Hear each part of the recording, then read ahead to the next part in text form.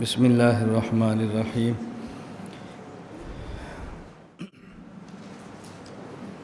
آمنت باللہ و ملائکتہ۔ توحید اور ایمانیات کا ذکر چل رہا تھا۔ نمبر 1، اللہ کی ذات کے بارے میں ایمان لانا۔ میں نے کل آپ کی خدمت میں عرض کیا تھا کہ توحید میں کتنی چیزیں ضروری ہیں۔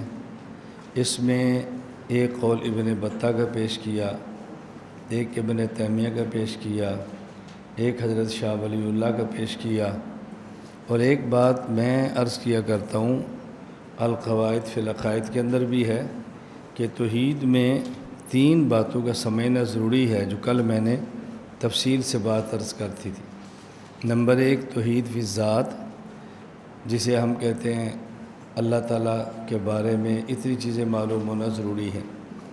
نمبر 2، توحید فی الصفات، صفات محکمات، متشابہات، صفات فعلیہ، صفات ذاتیہ۔ نمبر 3، توحید فی الاسماء، اللہ تعالیٰ کے اسماء کے بارے میں ہمارا عقیدہ کیا ہونا چاہیے۔ تو یہ 3 باتیں ہیں جس کا تذکرہ میں نے کیا۔ اللہ تعالیٰ کے اسماء میں سے ایک اسم ایسا ہے جو اللہ کا ذاتی ہے، اور وہ صرف ایک ہے، اللہ۔ باقی جتنے اسماء ہیں وہ ذاتی نہیں ہیں بلکہ وصفی ہیں۔ ان کو اسماء حسنہ بھی کہتے ہیں۔ اسماء حسنہ کئی ایک ہیں، ان میں 99 ایک حدیث کے اندر آئے ہیں۔ حضرت ابو ہریرہ رضی اللہ تعالیٰ عنہ فرماتے ہیں کہ رسول اکرم صلی اللہ علیہ وسلم نے فرمایا، اللہ تعالیٰ کے 99 نام ہیں، جو اس کو یاد کرے گا وہ جنت میں جائے گا، من احصاها دخل الجنہ۔ اس حدیث کا یہ معنی نہیں کہ 99 ہی نام ہے، اس سے زائد نہیں ہے۔ اس حدیث کا معنی ہے کہ ان 99 ناموں کے حفظ کرنے پر جنت میں دخول کی بشارت ہے۔ یہ اچھی طرح سمجھ لیں۔ اس حدیث میں جو 99 اسماء حسنہ کا ذکر ہے، اس کا معنی یہ نہیں کہ اسماء حسنہ ہیں 99، زائد نہیں ہے، زائد ہیں، لیکن جنت کی بشارت ان 99 ناموں پر ہے جو اس حدیث مبارک کے اندر مذکور ہیں۔ تیسری بات سمجھیں کہ اللہ تعالیٰ کے نام ایک تو وہ ہیں کہ جو منقول ہیں، قرآن کریم میں ہے، حدیث پاک میں ہے، اجماع امت سے ان کا استعمال ثابت ہے، اور بعض وہ کہ جو قرآن کریم اور احادیث میں نہیں ہیں۔ اور کیا ان کو اللہ کی ذات کے لیے بول سکتے ہیں کہ نہیں، اس میں اختلاف ہے متکلمین کا۔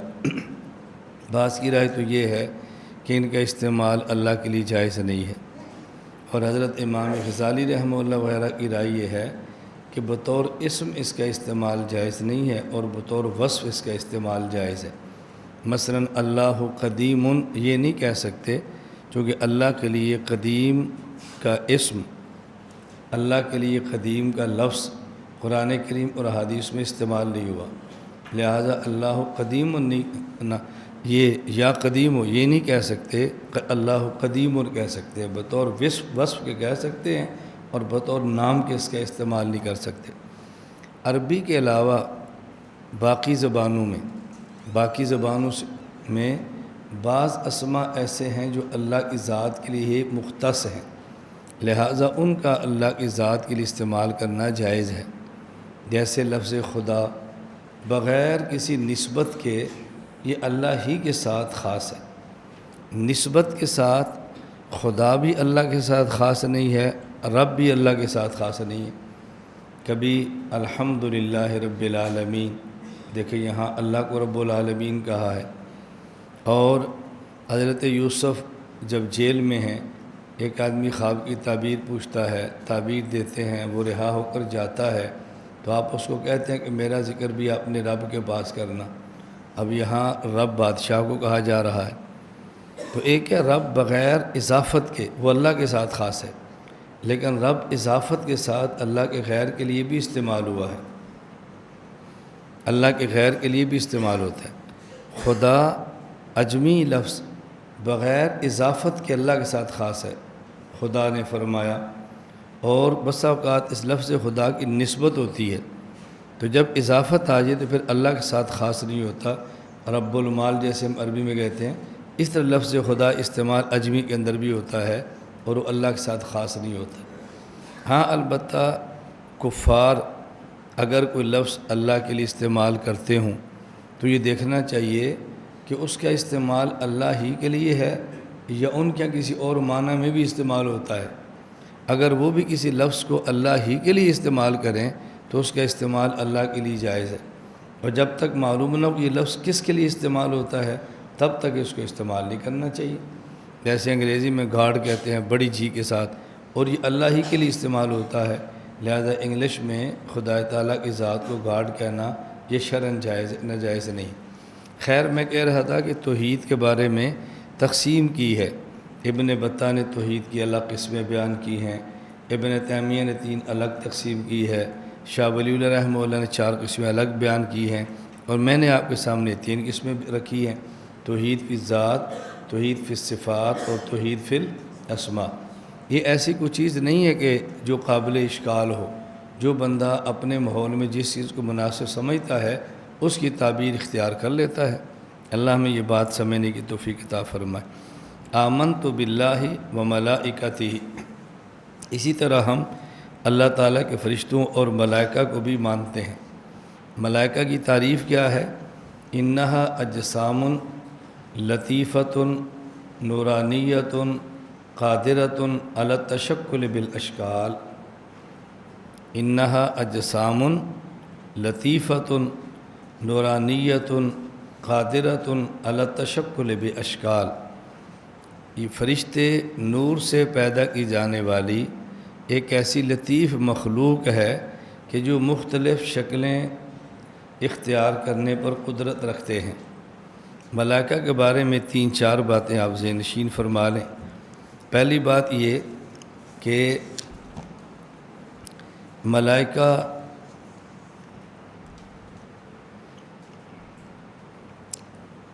صغار اور کبار، چھوٹے اور بڑے، تمام گناہوں سے معصوم ہیں۔ لا یعصون اللہ ما امرہم، ملائکہ معصوم ہیں۔ اس پر ذہن میں اگر اشکال آئے تو اس کو دور کریں کہ انبیاء علیہ السلام بھی معصوم ہیں اور ملائکہ بھی معصوم ہیں۔ دونوں کی عصمت میں فرق کیا ہے؟ دونوں کی عصمت میں فرق یہ ہے، ملائکہ میں اللہ تعالیٰ نے خواہشات ہی نہیں رکھی کہ جس کی بنیاد پر گناہ ہو۔ انبیاء علیہ السلام میں خواہشات رکھی ہیں جس کی بنیاد پر گناہ ہو سکتا ہے، لیکن اللہ تعالیٰ نبی کو گناہ سے پاک رکھتے ہیں۔ اللہ تعالیٰ نبی سے گناہ ہونے نہیں دیتے۔ اپنے مقام پر عصمت انبیاء پر تفصیل سے بات آئی۔ نبی دیکھو انسان ہے، پیغمبر میں خواہش ہے تو اولاد ہوتی ہے نا، اگر خواہش ہی نہ ہو تو اولاد کیسی ہوگی؟ اور فرشتے کے اندر جنسی خواہش ہی نہیں ہے، جنسی خواہش ہوگی تو اس کا استعمال ٹھیک ہوگا تو نکاح کہیں گے، استعمال غلط ہوگا تو زنا کہیں گے، اور جس میں جنسی خواہش ہی نہیں ہے اس میں تو غلط استعمال ہونے کی صورت ہی کوئی نہیں ہے۔ پیغمبر میں جنسی خواہش ہے، یہ الگ بات ہے کہ نبی کی وہ خواہش ہمیشہ جائز استعمال ہوتی ہے، ناجائز کبھی استعمال نہیں ہوتی۔ پیغمبر میں کھانے کی خواہش ہے، فرشتے میں کھانے کی خواہش ہی نہیں ہے۔ جب کھانے کی خواہش ہی نہیں ہے تو حرام کھانے کا تصور ہی نہیں ہے۔ نبی میں کھانے کی خواہش تو ہے نا، لیکن نبی ہمیشہ حلال کھاتے ہیں، حرام نہیں کھاتے۔ تو یہ نبی اور فرشتے کی عصمت میں فرق ہے۔ اب دیکھو، پیغمبر بول فرماتے ہیں، فرشتہ بول نہیں کرتا۔ اب جب نبی بول فرماتے ہیں تو جو بندہ بول کرتا ہو وہ مسجد میں بھی کر سکتا ہے، بیت الخلاء میں بھی کر سکتا ہے۔ بیت الخلاء میں کرے گا تو جائز ہوگا اور بیت اللہ میں کرے گا تو گناہ ہوگا، لیکن کر سکتا ہے نا۔ تو نبی بول تو فرماتے ہیں نا، ہاں یہ بات الگ ہے کہ بیت اللہ میں کبھی نہیں کرتے، ہمیشہ بیت الخلاء میں کرتے ہیں۔ تو یہ عصمت میں فرق ہے۔ یہ جو میں تعبیرات آپ کے سامنے رکھ رہا ہوں یہ بڑی مؤدبانہ تعبیرات ہیں، اس کو بہت اچھی طرح سمجھنا۔ عام طور میں آدمی نبی اور فرشتے کی عصمت میں فرق یوں کرتا ہے کہ فرشتے میں گناہ کا تقاضا نہیں ہے اور گناہ کرتا نہیں ہے، نبی میں گناہ کا تقاضا ہے اور کرتا نہیں ہے۔ اب دیکھو یہ تعبیر ایسی ہے جو پیغمبر کی شان کے خلاف ہے۔ میں تعبیر کیا اختیار کر رہا ہوں کہ فرشتے میں خواہشات نہیں ہیں۔ میں گناہ تو کہتا ہے ناجائز خواہش کو، جب اب یہ کہیں گے نا کہ فرشتے میں گناہ کا تقاضا نہیں ہے، یعنی فرشتے میں ناجائز خواہش کا تقاضا نہیں ہے، اور گناہ کرتا بھی نہیں ہے، ناجائز خواہش کو پورا کرتا بھی نہیں ہے، اور نبی کے بارے میں آپ کہیں گے کہ اس میں گناہ کا تقاضا ہے، کیا معنی؟ ناجائز خواہش کا تقاضا ہے لیکن گناہ کرتا نہیں ہے، لہذا معصوم ہے۔ اور میں ناجائز کا لفظ کاٹ رہا ہوں، میں یہ کہہ رہا ہوں کہ فرشتے میں خواہشات نہیں ہیں اور پیغمبر میں خواہشات ہوتی ہیں۔ اب خواہش کی دو قسمیں، ایک جائز اور ایک ناجائز۔ تو جس میں خواہش ہوگی وہ ناجائز بھی ہو سکتی ہے، اور جس میں خواہش ہی نہیں ہوگی وہاں ناجائز کا تصور ہی نہیں ہے۔ تو پیغمبر میں جنسی خواہش ہے لیکن اس کا استعمال ہمیشہ جائز ہوا ہے، لہذا نبی معصوم ہے، اور فرشتے میں جنسی خواہش ہی نہیں ہے، لہذا ناجائز استعمال کیسی ہوگی؟ پیغمبر میں چیزیں کھانے کی خواہش ہے، ایک ہے ضرورت، ایک ہے خواہش۔ میں ضرورت کی بات نہیں کر رہا، میں تو خواہش کی بات کر رہا ہوں نا۔ دیکھیں جس طرح اتنا کھانا کہ جس سے آدمی زندہ رہے، یہ تو ضرورت ہے، اور اس کے علاوہ کوئی چیز بطور تلذذ کے کھانا جس کا زندگی سے تعلق نہیں ہے، یہ خواہش ہے۔ جیسے پھل ہے تو پھل تو نبی پاک بھی استعمال کرتے تھے، ہم اس کو ضرورت تو نہیں کہہ رہے نا، خواہش کہہ رہے ہیں۔ میں اس لیے ہمیشہ یہ بات عرض کرتا ہوں، تعبیرات کا استعمال ایسا کریں کہ جس میں آپ کے مخالف کو بات کرنے کا موقع نہ ملے۔ یہ آج کل عموماً جو کلپس تیار ہوتے ہیں نا، ہمارے دیوبند کے علماء جو سٹیج پر بیان کرتے ہیں اور ان کے خلاف کلپ آتے ہیں، ان کے خلاف تحریریں آتی ہیں، ان کے خلاف بیانات آتے ہیں، کیوں؟ وہ تعبیر صحیح نہیں ہوتی۔ بس اوقات بات ٹھیک ہوتی ہے، تعبیر صحیح نہیں ہوتی، اس تعبیر کو مخالف گرفت کرتا ہے، اور جب آپ تعبیر ٹھیک رکھیں گے اس پر مخالف کیسے گرفت کرے گا؟ آپ جب یہ کہیں گے کہ فرشتے میں گناہ کا تقاضا نہیں اور گناہ نہیں کرتا، پیغمبر میں گناہ کا تقاضا تو ہے لیکن گناہ نہیں کرتا، اب اس پر آپ کے خلاف ایک طوفان شروع ہو جائے گا، یہ گستاخ رسول ہے۔ بس اوقات میں اس بات کی بات نہیں کر رہا، بعض باتیں ٹھیک ہوتی ہیں، تعبیر اس کی نامناسب ہوتی ہے، اور جب آپ یہ کہیں کہ فرشتے میں خواہش نہیں ہے لہذا ناجائز خواہش بھی نہیں ہے، پیغمبر میں خواہش تو ہے لیکن ناجائز نہیں ہے، یہ تعبیر ایسی ہے کہ اس پر کسی کو اعتراض کا موقع نہیں ملے گا۔ تو یہ بات اچھی طرح سمجھ گئے؟ اس لیے میں نے کہا نمبر ایک بات یہ سمجھیں کہ فرشتہ معصوم ہوتا ہے، اس لیے میں نے کہا نبی بھی معصوم ہوتا ہے اور دونوں میں فرق ہے۔ ہمارا عقیدہ آگے آ رہا ہے، میں اس کے ساتھ ہی ذکر کر رہا ہوں کہ انبیاء جو رسل ہیں انبیاء اور ملائکہ میں رسل ملائکہ، رسل انبیاء رسل ملائکہ سے افضل ہے، اور عام فرشتہ عام امتی سے افضل ہوتا ہے۔ رسل ملائکہ رسل بشر رسل ملائکہ سے کیوں افضل ہوتے ہیں؟ اس لیے ان میں خواہش ہوتی ہے لیکن ناجائز نہیں ہوتی، اور ان میں خواہش نہیں ہوتی لہذا ناجائز کا تصور ہی نہیں ہوتا، اور جس میں خواہش نہ ہو اور ناجائز بھی نہ ہو، معصوم تو یہ بھی ہے لیکن جس میں خواہش ہو اور ناجائز نہ ہو یہ زیادہ معصوم ہوتا ہے۔ اس لیے انبیاء ان سے افضل ہوتے ہیں اور عام امتی سے ملائکہ افضل ہوتے ہیں۔ حضرت مولانا شبیر احمد عثمانی رحمۃ اللہ علیہ نے وَلَقَدْ كَرَّمْنَا بنی آدم کے تحت یہ مسئلہ لکھا ہے، آپ فوائد عثمانیہ میں دیکھ لیں۔ نمبر دو، فرشتے کھاتے اور پیتے نہیں ہیں، لیکن چونکہ بشری شکل میں آتے ہیں تو اس سے شبہ ہوتا ہے کہ شاید ہی کھاتے ہوں۔ حضرت ابراہیم علیہ السلام کے پاس ملائکہ آئے، آپ نے ان کے لیے دمبہ ذبح کیا اور گوشت تیار کیا، جب ان کے سامنے پیش کیا تو انہوں نے نہیں کھایا۔ فَلَمَّا رَأَىٰ أَيْدِيَهُمْ لَا تَصِلُ إِلَيْهِ نَكِرَهُمْ، بڑا تعجب ہوا، یہ کیسے لوگ ہیں جو کھانا نہیں کھاتے؟ تو انہوں نے کہا ہم تو فرشتے، ہم تو انسان ہیں ہی نہیں۔ اب دیکھو فرشتے آئے تھے لیکن حضرت ابراہیم علیہ السلام ان کو پہچان نہیں سکے کہ یہ فرشتے ہیں، تو بشری شکل کے اندر آئے تھے۔ اس سے یہ شبہ دور کر لیں کہ بعض لوگ جو انبیاء کو بشر نہیں مانتے وہ کہتے ہیں کہ نبی اسی طرح بشری لباس میں آیا ہے جیسے فرشتے بشری لباس کے اندر آیا کرتے تھے۔ ابراہیم علیہ السلام کے پاس آئے ہیں، حضرت مریم کے پاس آئے ہیں، بس اوقات حضور کے پاس دہیہ قلبی کی شکل میں آئے ہیں، اسی طرح نبی بھی بشر نہیں ہے، بشری لباس میں ہے۔ ہم نے کہا بات اچھی طرح سمجھیں، ملائکہ اگر بشری لباس میں آئیں بھی تو بشری تقاضوں سے خالی ہوتے ہیں، اور نبی اگر بشر نہ ہوتا، صرف بشری لباس میں آتا تو وہ نبی کے ساتھ بشری تقاضے نہ ہوتے۔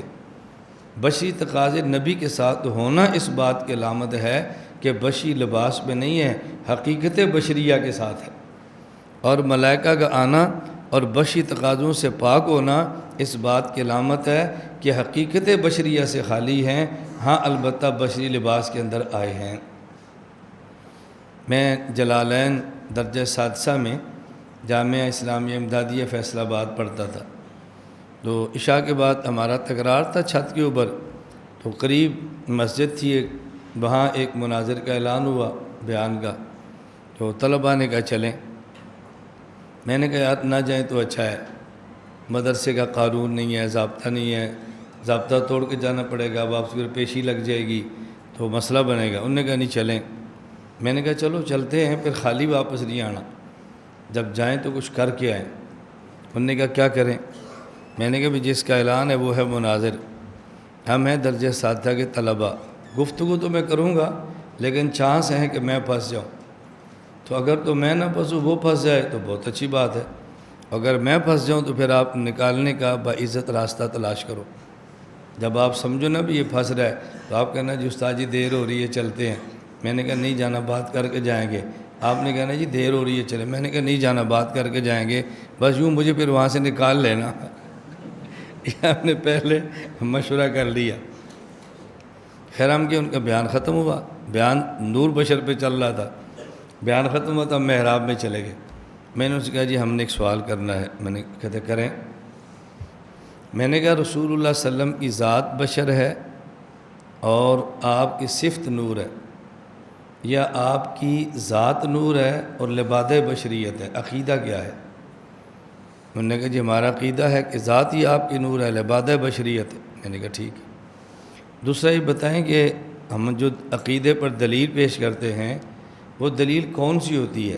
کیونکہ دلائل کی 4 قسمیں ہیں: قطعی الثبوت، قطعی الدلالت، ظنی الثبوت، ظنی الدلالت، قطعی الثبوت، ظنی الدلالت، ظنی الثبوت، قطعی الدلالت۔ عقیدے پر نص کیسی چاہیے؟ وہ بھی چونکہ مناظر تھے، مجھے کہتے قطعی الثبوت، قطعی الدلالت۔ میں نے کہا 2 باتیں ہو گئی، اب آپ نص پیش کریں۔ 2 باتیں مکمل ہو گئی، ایک تو عقیدہ ہے اور عقیدہ یہ ہے، دوسرا عقیدے پر نص ایسی چاہیے، اب آپ پیش کریں۔ مجھے کہتے قد جاءکم من اللہ نور و کتاب مبین۔ اس آیت کے تحت فلاں فلاں فلاں فلاں مفسر نے لکھا ہے کہ نور سے مراد رسول اللہ صلی اللہ علیہ وسلم کی ذات ہے۔ میں نے کہا یہ نور قطعی الثبوت تو ہے، قطعی الدلالت نہیں ہے۔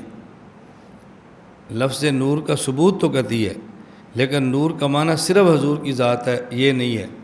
کیوں؟ کئی مفسر لکھا ہے کہ نور سے مراد قرآن کریم ہے، آگے واو عطف تفسیری ہے اور تفسیر اس کی کتاب ہے۔ اذا جاء الاحتمال بطل الاستدلال۔ اب یہ آیت قطعی الثبوت تو ہو گئی، قطعی الدلالت نہیں ہے، آپ اس کو عقیدے میں کیسے پیش کریں گے؟ وہ ہل گیا۔ اب اس کو احساس ہوا، اس نے سمجھا کہ شاید یہ مدرسے کا استاد ہے اور مناظر ہے۔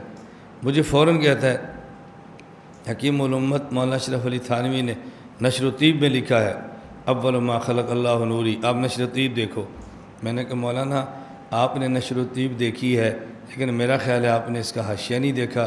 ہم نے نشر الطیب بھی دیکھی ہے اور نشر الطیب کا حاشیہ بھی دیکھا ہے کہ یہ نور سے مراد روح محمد ہے، بشر اور ذات محمد نہیں ہے۔ آپ تاریخ طے کرو مناظرے کی۔ میں نے کہا تاریخ کیا طے کرنی ہے، بس آپ بھی شروع ہیں ہم بھی شروع ہیں، تاریخ کیا؟ اب تمہارا داؤ لگ گیا تھا، جب اب تو مسئلہ ہی ختم ہو گیا تھا۔ وہ جب ہم نے پہلے مشورہ کیا تھا پھنس جائیں، وہ بات تو ہوئی نہیں۔ اب تو ہم شیر تھے نا، اب لڑکے بھی کہتے نہیں ابھی بات کرو، میں بھی کہتا ابھی بات کرو۔ تو خیر پھر وہ جیسے ہمیں کوئی نکالنے والے ہوتے ہیں، انہوں نے بھی اپنے مشکل کشا ساتھ رکھے ہوتے ہیں۔ میں خیر سمجھا رہا تھا کہ انبیاء بھی معصوم ہیں اور ملائکہ بھی معصوم ہیں۔ تو آپ وہاں تفسیر عثمانی میں دیکھو وَلَقَدْ كَرَّمْنَا بَنِي آدم کے تحت یہ بات کی ہے۔ نمبر 3، ملائکہ کے ذمہ جو کام ہے وہ تسبیح و تحلیل ہے۔ وَيُسَبِّحُ الرَّعْدُ بِحَمْدِهِ وَالْمَلَائِكَةُ مِنْ خِیفَتِهِ۔ ملائکہ کے ذمہ جو کام ہیں وہ تسبیحات ہیں۔ اگر وہ کسی رکن کے اندر بھی مشغول ہوں تو مقصود تسبیحات ہی ہیں۔ یعنی بعض ملائکہ جو قیام میں ہیں وہ قیام میں پڑھ رہے ہیں، بعض ایسے ہیں جو رکوع میں ہیں وہ رکوع میں ہی ہیں، بعض ایسے ہیں جو طواف کرتے ہیں ان کے ذمہ طواف ہے۔ آپ نے سنا ہوگا ایک حدیث پاک میں ہے کہ 70,000 فرشتے ایسے ہیں کہ جن کی روزانہ کی تسبیح صرف یہ ہے سبحان من زین الرجال باللحی والنساء بالدوائر۔ اے اللہ تو پاک ہے جس نے مرد کو داڑھی کے ساتھ حسن دیا ہے اور عورت کو لمبے بالوں کے ساتھ حسن دیا ہے۔ دوائر کا معنی میں لمبے بال کرتا ہوں۔ میں آپ سے بارہا کہتا ہوں نا کہ ہم دیہاتیوں سے ترجمہ کرنا سیکھو۔ اگر آپ نے بالدوائر کا معنی مینڈیاں کیا تو مینڈیاں آپ سمجھاؤ گے کسے؟ وہ جس کے بال ہیں اس کو بھی نہیں سمجھ آئے کہ مینڈیاں کیا ہوتی ہے۔ ہم نے جو لفظ پڑھا ہوتا ہے نا بس اسی کا ترجمے میں اسی کو دہراتے ہیں۔ جو زمانہ طالب علم میں ایک لفظ رٹ لیتے ہیں وہ چھوڑتے نہیں ہیں۔ بس دوائر کا معنی مینڈیاں ہے تو اس نے مینڈیا ہی رہنا ہے، فا کا معنی پس ہے تو پس ہی رہنا ہے، واؤ کا معنی اور ہے تو اور ہی رہنا ہے، بس بدلتے نہیں ہے بھی یہاں فا کس لیے ہے، یہاں معنی کیا کرنا ہے۔ اس لیے میں اس کا ترجمہ کرتا ہوں، پاک ہے وہ ذات کہ جس نے مرد کو حسن داڑھی کے ساتھ دیا ہے اور عورت کو حسن لمبے بالوں کے ساتھ دیا ہے۔ بالوں کے ساتھ نہیں، لمبے بالوں کے ساتھ۔ بال تو ہر عورت کے ہوتے ہیں، جو کٹنگ کراتی ہیں ان کے بھی ہوتے ہیں، تو کہے گی میرے تو بال ہیں، میرا حسن اسی کے اندر ہے۔ بال نہیں، لمبے بال، بس لمبے بال کو ہوگے۔ جس طرح مردوں میں گھنی داڑھی حسن کی علامت ہوتی ہے، اسی طرح عورتوں میں لمبے بال حسن کی علامت ہوتی ہے۔ یہ بات الگ ہے کہ مرد گھنی داڑھی کے لیے پریشان نہیں ہوتے، عورتیں بیچاری لمبے بالوں کے لیے بہت پریشان رہتی ہیں کہ میرے لمبے بال کیوں نہیں ہو رہے، میرے لمبے بال ہونے چاہیے۔ مرد اس کے لیے پریشان نہیں ہوتے، حالانکہ کچھ پریشان ہونا چاہیے کہ ہماری داڑھی چھوٹی کیوں نہیں ہے، بڑی ہونی چاہیے، لیکن اتنی بڑی بھی نہ ہو کہ دیکھنے والا پریشان ہو۔ حضرت اکاڑوی رحمۃ اللہ علیہ فرماتے، میں ایک بار سفر کر رہا تھا، حضرت اپنے بارے میں فرماتے، وہ سفر کر رہے تھے ٹرین میں، تو کہتے ہیں نیچے والی سیٹ پہ دو لوگ بحث کر رہے تھے اور میں اوپر برتھ پہ لیٹا ہوا تھا۔ وہ بحث کر رہے تھے کہ داڑھی مٹھی ہونی چاہیے کہ لمبی ہونی چاہیے، اس پر بحث کر رہے تھے۔ تو جب میں نے بحث سنی تو میں بھی نیچے آ گیا۔ میں نے کہا کہ کیا بحث ہو رہی ہے؟ انہوں نے کہا جی ہماری بات ہو رہی ہے کہ داڑھی کتنی ہونی چاہیے۔ تو میں نے فرمایا تم کیا کہتے ہو؟ ایک نے کہا جی داڑھی مٹھی ہونی چاہیے، دوسری کہا اتنی ہونی چاہیے۔ میں نے فرمایا بھی اختلاف داڑھی اور داڑھی میں ہے یا داڑھی اور داڑھ میں ہے؟ اختلاف داڑھی اور داڑھی میں ہے یا داڑھی اور داڑھ میں ہے؟ انہوں نے کہا جی داڑھی اور داڑھی میں ہے۔ فرمایا جتنی لمبی ہے ہم تو اس کو داڑھی نہیں داڑھ کہتے ہیں۔ یہ کیسی بحث ہو رہی ہے؟ یہ بات سمجھ آ رہی؟ اب دیکھو نا، بات سمجھانے کتنی آسان ہوتی ہے۔ لوگ مسئلہ پوچھتے ہیں بھی داڑھی یہ رخسار سے کاٹنے بال جائز ہے کہ نہیں، گردن کاٹنے جائز ہے کہ نہیں، یہ اشکال کب ہوتی ہے؟ میں ہمیشہ کہتا ہوں فہم اللہ کی بہت بڑی نعمت ہے۔ داڑھی کس سے مشتق ہے؟ داڑھ سے۔ داڑھی مشتق من الداڑھ ہے۔ داڑھی ان بالوں کہتے ہیں جو داڑھ کے اوپر ہو۔ داڑھ یہ ہے، یہ داڑھ نہیں ہے، رخسار ہے۔ یہ داڑھ نہیں ہے، گردن ہے۔ تو جو یہاں بال ہوگا یہاں ہوگا وہ تو داڑھ پہ ہے ہی نہیں۔ اس کے بارے میں سوال کرنا کہ جس کو کاٹنا جائز ہے کہ رکھنا جائز ہے، کاٹنا افضل ہے کہ رکھنا افضل ہے، بھئی اس کا تعلق تو داڑھی کے ساتھ ہے۔ جو بال داڑھی کا حصہ ہی نہیں ہے اس پہ مشورے کرنے کہ کاٹنا ٹھیک ہے کہ رکھنا ٹھیک ہے، اور اس پہ لڑتے رہنا کہ ان بالوں کا حکم کیا ہے۔ ان بالوں کا کیا تعلق ہے داڑھی کے ساتھ؟ لیکن اس پہ بحث بھی ہو رہی ہے، لڑائیاں بھی ہو رہی ہیں، جھگڑے بھی ہو رہے ہیں۔ ملائکہ کا کام ہے تسبیحات۔ مجھے ایک دوست ہے ہمارے ساتھ اڈیالہ جیل میں، تو ان کی گھر والی ڈاکٹر فرحت ہاشمی کی شاگردہ تھی۔ مجھے انہوں نے کہا، وہ کہتی ہے کہ میں بال کٹوانا چاہتی ہوں، تو میں اس کو کیا کہوں؟ میں نے کہا اس کو مت کٹواؤ۔ اس نے کہا جی ہماری ٹیچر وہ کہتی تھی کہ عورت کے لیے بال کاٹنا تو جائز نہیں ہے لیکن مرد کی خاطر کاٹنا جائز ہے۔ میں نے کہا مرد کی خاطر اسے پوچھو کیوں جائز ہے، ملاقات پہ آئے گی نا تو اسے پوچھنا۔ وہ آئی ملاقات پہ تو پوچھا، بھائیو تم کہتی تھی کہ مرد کی خاطر جائز ہے، تو مرد کی خاطر کیوں جائز ہے؟ وہ کہتی ہے اس لیے کہ بال کاٹنے سے مرد کو خوبصورت لگتی ہے، اور مرد کی خاطر عورت کو خوبصورت ہونا مستحب ہے۔ میں نے کہا اس کو سمجھانا کہ یہ تب ہے جب بال کٹوا کے مرد کو خوبصورت لگے، اگر بال کٹوا کر مرد کو ہی خوبصورت لگے تو پھر مسئلہ کیسے ہوگا؟ انہوں نے کہا بھی اگر اس بات کو مان بھی لیا جائے، اس بات کو مان بھی لیا جائے تو کہنا بھی مجھے تو تم بالوں کے ساتھ اچھی لگتی ہو، کٹے بالوں سے اچھی لگتی نہیں ہو، تو میری خاطر کیوں کاٹتی ہو؟ یا پھر مجھ سے طلاق لے لو، کسی اور کی بیوی بن جاؤ جس کو کٹے بال اچھے لگتے ہیں تو اس سے نکاح کر لو۔ جب رہنا میرے ساتھ ہے، مجھے تو کٹے بال اچھے نہیں لگتے، تو میری خاطر پہ تم بال کیوں کٹواتی ہو؟ اس لیے ہر چیز مرد کی خاطر اور ہر چیز عورت کی خاطر یہ جائز نہیں ہے۔ جس طرح مرد کی خاطر بال کٹوانا جائز نہیں، اسی طرح مرد کے لیے عورت کی خاطر داڑھی کو بھی مٹھی سے کم کروانا جائز نہیں ہے۔ ملائکہ اور فرشتوں کی مختلف اقسام ہیں۔ بعض فرشتے وہ ہیں کہ جن کے ذمے اللہ تعالیٰ نے لگایا ہے کہ وہ انبیاء علیہ السلام پر وحی لاتے ہیں۔ ينزل الملائکۃ بالروح من امرہ علی من یشاء من عبادہ، وحی لاتے ہیں۔ اور ملائکہ میں سے بعض وہ ہیں کہ جن کے ذمے کام ہے کہ وہ وحی نہیں لاتے، اولیاء پر الہام کرتے ہیں۔ اذ قالت الملائکۃ یا مریم ان اللہ یبشرک بکلمۃ منہ، حضرت مریم یہ ولیہ تھی، یہ نبیہ نہیں تھی، تو ان کے اوپر جو فرشتہ بات کہتا اس کو الہام کہتے ہیں، اس کو وحی نہیں کہتے۔ وحی نبی پر آتی ہے اور الہام غیر نبی پر۔ اور یہ یاد رکھنا وحی ہمیشہ فرشتہ لاتا ہے، اور الہام کے لیے ضروری نہیں ہے کہ اللہ تعالیٰ فرشتے کو بھیجیں۔ کبھی بغیر فرشتے کو بھیجے آدمی کے دل میں اچھا خیال اللہ کی طرف سے آتا ہے، وہ بھی الہام ہوتا ہے۔ اور نبی کی جو وحی ہے وہ قطعی ہوتی ہے، اور ولی کا جو الہام ہوتا ہے وہ قطعی نہیں ہوتا بلکہ وہ ظنی ہوتا ہے۔ تو ظنیات اور قطعیات میں بہت فرق ہوتا ہے۔ تو حضرت مریم یہ ولی تھی، مریم یہ نبی نہیں تھی۔ میں یہاں ایک بات سمجھایا کرتا ہوں کہ حضرت مریم کو بغیر موسم کے اللہ تعالیٰ نے پھل عطا فرمائے، یہ آپ کی کرامت تھی۔ اور آپ کی کرامت کو حضرت زکریا علیہ السلام نے دیکھا تو سجدے میں گر کے اللہ سے مانگا کہ یا اللہ میری عمر بھی اب بہت زیادہ ہو گئی ہے، 100 سال یا اس کے لگ بھگ، میری بیوی بھی 90 سال یا اس کے لگ بھگ بوڑھی ہے، یہ عمر اولاد کے پھل والی نہیں ہے۔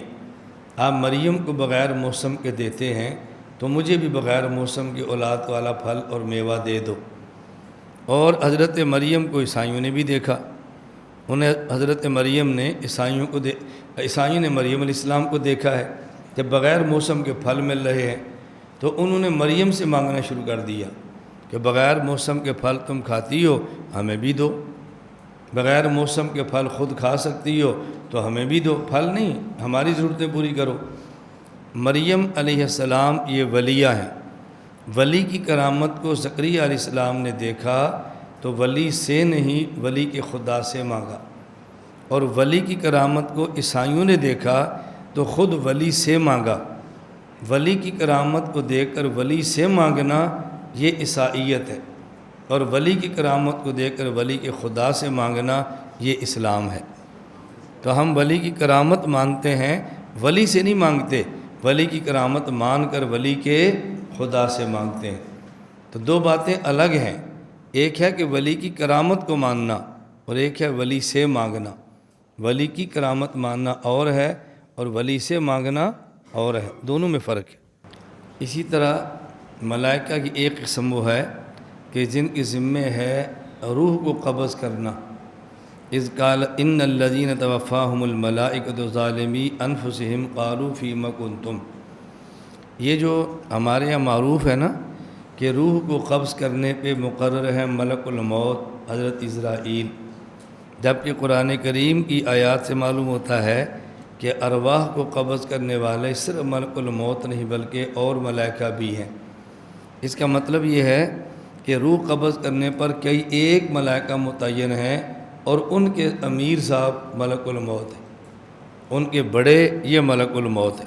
یہ معنی نہیں صرف ملک الموت ہی قبض کرتے ہیں، بڑے وہ ہیں، سردار وہ ہیں، باقی ملائکہ ان کے ماتحت ہیں۔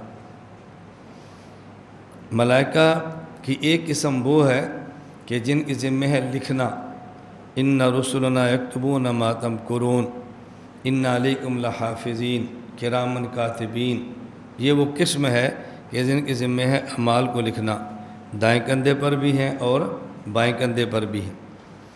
ملائکہ کی ایک قسم جو وحی نہیں، وحی کے علاوہ اور پیغام انبیاء علیہ السلام کے پاس لاتے، ایک ہے وحی جس سے مراد ہے احکام، یہ الگ چیز ہے، اور ایک ہے وحی جس سے مراد ہے پیغام، اور جس طرح لوط علیہ السلام کے پاس فرشتے آئے تھے اور وہ پیغام احکام کے لے کر نہیں آئے، وہ پیغام عذاب کا لے کر آئے تھے کہ آپ یہاں سے نکلیں، اس بستی والوں پر عذاب آنے والا ہے، لا تخف انا ارسلنا الی قوم لوط۔ ایک قسم وہ ہے کہ جو وحی احکام کے علاوہ ویسے پیغام لاتے ہیں، اور ملائکہ کی ایک قسم وہ ہے کہ جو حفاظت پر متعین ہے، کوئی آنکھ کی حفاظت کرتا ہے، کوئی سر کی کرتا ہے، کوئی جسم کے دیگر اعضاء کی کرتا ہے، لہو معقبات من بین یدیہ ومن خلفہ یحفظونہ من امر اللہ، ایک ملائکہ کی قسم یہ ہے۔ اور بعض ملائکہ وہ ہیں کہ جو جنت کے خازن ہیں، جنت کے پہرے دار ہیں، جنت میں کس نے جانا ہے اور کس میں نہیں جانا، حتیٰ اذا جاؤہا وفتحت ابوابہا وقال لهم خزنتہا سلام علیکم طبتم فادخلوہا خالدین۔ اللہ پاک ہمیں بھی اہل جنت میں شامل فرما دے۔ تو یہ جنت کے خازن ہیں۔ ایک قسم وہ ہے کہ جو جہنم کے خازن ہیں، جہنم کے پہرے دار ہیں، جہنم میں کس نے جانا ہے اور کس نے نہیں جانا، حتیٰ اذا جاؤہا فتحت ابوابہا وقال لهم خزنتها الم یاتکم رسل منکم۔ یہاں یہ بات سمجھیں، جہنم یہ جیل خانہ ہے اور جنت یہ مہمان خانہ ہے، نزلا من غفور الرحیم۔ جہنم یہ جیل خانہ ہے جہاں مجرمین کو سزائیں دی جائیں گی، اور جنت یہ مہمان خانہ ہے۔ مہمان خانہ اور جیل خانہ میں اللہ پاک نے کتنا پیارا فرق بیان فرمایا ہے۔ حتیٰ اذا جاؤہا وفتحت ابوابہا، یہ واو حالیہ ہے کہ جب اہل جنت مہمان خانہ جنت میں جانے کے لیے آئیں گے تو ان کے آنے سے پہلے دروازے کھول دیے جائیں گے، اور جب کافر جیل خانہ میں آئیں گے اذا جاؤہا فتحت ابوابہا، جب آئیں گے تو پھر دروازہ کھولیں گے۔ میں نے اس دنیا میں مہمان خانے بھی دیکھے ہیں اور اس دنیا میں جیل خانے بھی دیکھے، تو میں نے تو آنکھوں سے اس کو دیکھا ہے، اور بلکہ مشاہدہ نہیں، میرا تو تجربہ ہے مہمان خانوں کا بھی اور جیل خانوں کا بھی۔ مہمان خانے اور جیل خانے میں فرق ہے۔ جیل میں دروازے پر جاتے ہیں، دروازہ کھلتا ہے، اندر جاتا ہے بندہ، دروازہ بند ہو جاتا ہے، اور مہمان خانے میں جب جائیں تو پہلے سے دروازہ کھلا ہوتا ہے۔ اس سے ہمیں یہ سبق سمجھ آیا کہ جب ہمارے پاس مہمان آئے تو مہمان کے آنے سے پہلے مہمان خانہ سجا دینا چاہیے، مہمان کے آنے سے پہلے مہمان خانہ کھول دینا چاہیے۔ ہم مہمان بھر کر جنت میں جائیں گے انشاءاللہ، اور اللہ نے مہمان خانہ سجا دیا ہے، مہمان خانہ سجا ہوا ہے، درخت لگے ہوئے ہیں، پھل لگے ہوئے ہیں، تکیے بنے ہوئے ہیں، اور وہاں پر حوریں ہماری انتظار میں چہل پہل کے اندر ہیں، بھی ہمارے شہزادے آ رہے ہیں انشاءاللہ۔ جانا کہ نہیں جانا؟ انشاءاللہ۔ اللہ پاک نے حوروں کا ذکر اسی لیے فرمایا ہے تاکہ لوگوں کو رغبت ہو رغبت، اس لیے اس کا تذکرہ کرنا کوئی نامناسب نہیں ہے۔ 18 صفتیں اللہ پاک نے حوروں کی قرآن کریم کے اندر ذکر فرمائی ہیں، 18 صفتیں، باقی صفتیں حدیث کے اندر بھی ہیں۔ سب کو ملائیں تو انسان کی رغبت بڑھ جاتی ہے، اور گناہوں سے بچنا بہت آسان ہو جاتا ہے۔ آدمی گناہوں سے خود کو بچا لیتا ہے جب اس طرف چلا جائے۔ میں ایک بیان میں تھا، مجھے وہاں چٹ آئی، کہتے ہیں کچھ عیسائی ہیں وہ اعتراض کرتے ہیں کہ جنت میں مرد جائیں گے ان کو حوریں ملیں گی، اور کتنی عورتیں ہیں جو جنت میں جائیں گی، دنیا میں ان کا نکاح نہیں ہوگا، ان کا تو شوہر نہیں ہوگا، پھر وہ کس کے پاس جائیں گی؟ میں نے ان سے کہا عیسائیوں سے کہہ دو کہ جو تمہاری ہیں وہ تو جنت میں جائیں گی نہیں، ان کی تو فکر کی ضرورت نہیں ہے، انہوں نے تو جنت میں جانا ہی نہیں، اس لیے ہمیں ان کی فکر کی ضرورت نہیں ہے۔ جو ہماری ہیں انہوں نے جنت میں جانا ہے اور ان کو فکر کی ضرورت نہیں ہے۔ نہیں سمجھے تم؟ میں نے کہا عیسائیوں کی عورتوں نے جنت میں جانا نہیں، لہذا ہمیں ان کی فکر کی، اور ہماری عورتوں نے جنت میں جانا ہے، وہ ہماری ہیں، ان کی فکر کی ان کو ضرورت نہیں ہے۔ وہ جب ہماری ہیں تو ہم خود فکر کریں گے نا، ان کو کیا فکر ہے؟ اس الجھن کے اندر میں نے کہا کبھی مبتلا نہیں رہنا۔ ہمارے اسلام میں تو اللہ نے دنیا میں نظام بنایا ہے، ایک مرد کے لیے اللہ نے 4 عورتیں رکھی ہیں، یہ دنیا ہے، اور جنت اس سے بالکل بڑھ کر ہے۔ یہ میں بار بار کہتا ہوں نا، فہم یہ چیزیں سمجھ آ جائیں، الجھنیں ساری ختم ہو جاتی۔ دنیا میں ایک آدمی کو بیک وقت 4 عورتوں سے نکاح کی اجازت دی ہے، اور جنت کا ایک آدمی وہ دنیا کے 100 مردوں کی طاقت رکھتا ہے۔ اس کا معنی کہ کم از کم جو ایک آدمی کی کیپیسٹی ہے نا، وہ 400 عورتوں کی ہے۔ آپ دنیا میں تناسب دیکھ لو کہ مرد کتنے ہیں، عورتیں کتنی ہیں۔ قرب قیامت کی علامت کیا ہے؟ ایک مرد ہو کر 50 عورتیں، اور جنت میں ایک مرد کی کیپیسٹی کتنی عورتوں کی ہے جی؟ 400۔ یہ تو دنیا ہے کہ 1 اور 50 ہے، ٹھیک ہے، یہ تو ہمیں سمجھ آتی ہے، لیکن جنت میں اگر عورتیں اتنی زیادہ ہوں کہ مردوں سے 400 گنا زیادہ ہوں، تب بھی ٹینشن نہیں ہے۔ ایک مرد کو 400 اللہ عورتیں دیں، ایک تو 400 کو سنبھال سکتا ہے۔ یہ تو ہوگی منکوحہ، اور بغیر نکاح کے باندیاں دنیا میں جتنی رکھو، 1000 رکھ لو، کوئی ٹینشن ہی نہیں ہے۔ تو اگر جنت کی حوریں بغیر نکاح کے جو جنت کی بیوی کی خادمہ ہوں گی، جسے ہم باندیاں کہہ سکتے ہیں، وہ لاکھوں بھی آ جائے تو کیا ٹینشن ہے؟ کوئی مسئلہ ہی نہیں ہے۔ دنیا میں توجہ رکھنا، بیوی منکوحہ ہے، وہ نکاح کے ساتھ آتی ہے، اور باندی حلال بغیر نکاح کی ہوتی ہے۔ یہ جنت میں جو بیوی نکاح والی ہے یہ تو ہوگی، اور جنت کی جو عورتیں ہوں گی، حوریں، وہ بغیر نکاح کی ہوں گی۔ ان میں جو قرآن کریم میں زوجناہم کا لفظ ہے، یہ اس لیے نہیں کہ نکاح ہوگا، یہ بطور عظمت کے لفظ استعمال کیا ہے۔ ہم وہ بغیر نکاح کے ایسے دیں گے جیسے دنیا میں نکاح کے ساتھ بیوی دیتے ہیں۔ عظمت کو بیان کرنے زوجنا کا لفظ آیا ہے، وگرنہ جنت میں کوئی نیا نکاح نہیں ہوگا۔ تو دنیا میں بیوی نکاح کے ساتھ کتنی کی اجازت ہے؟ 4۔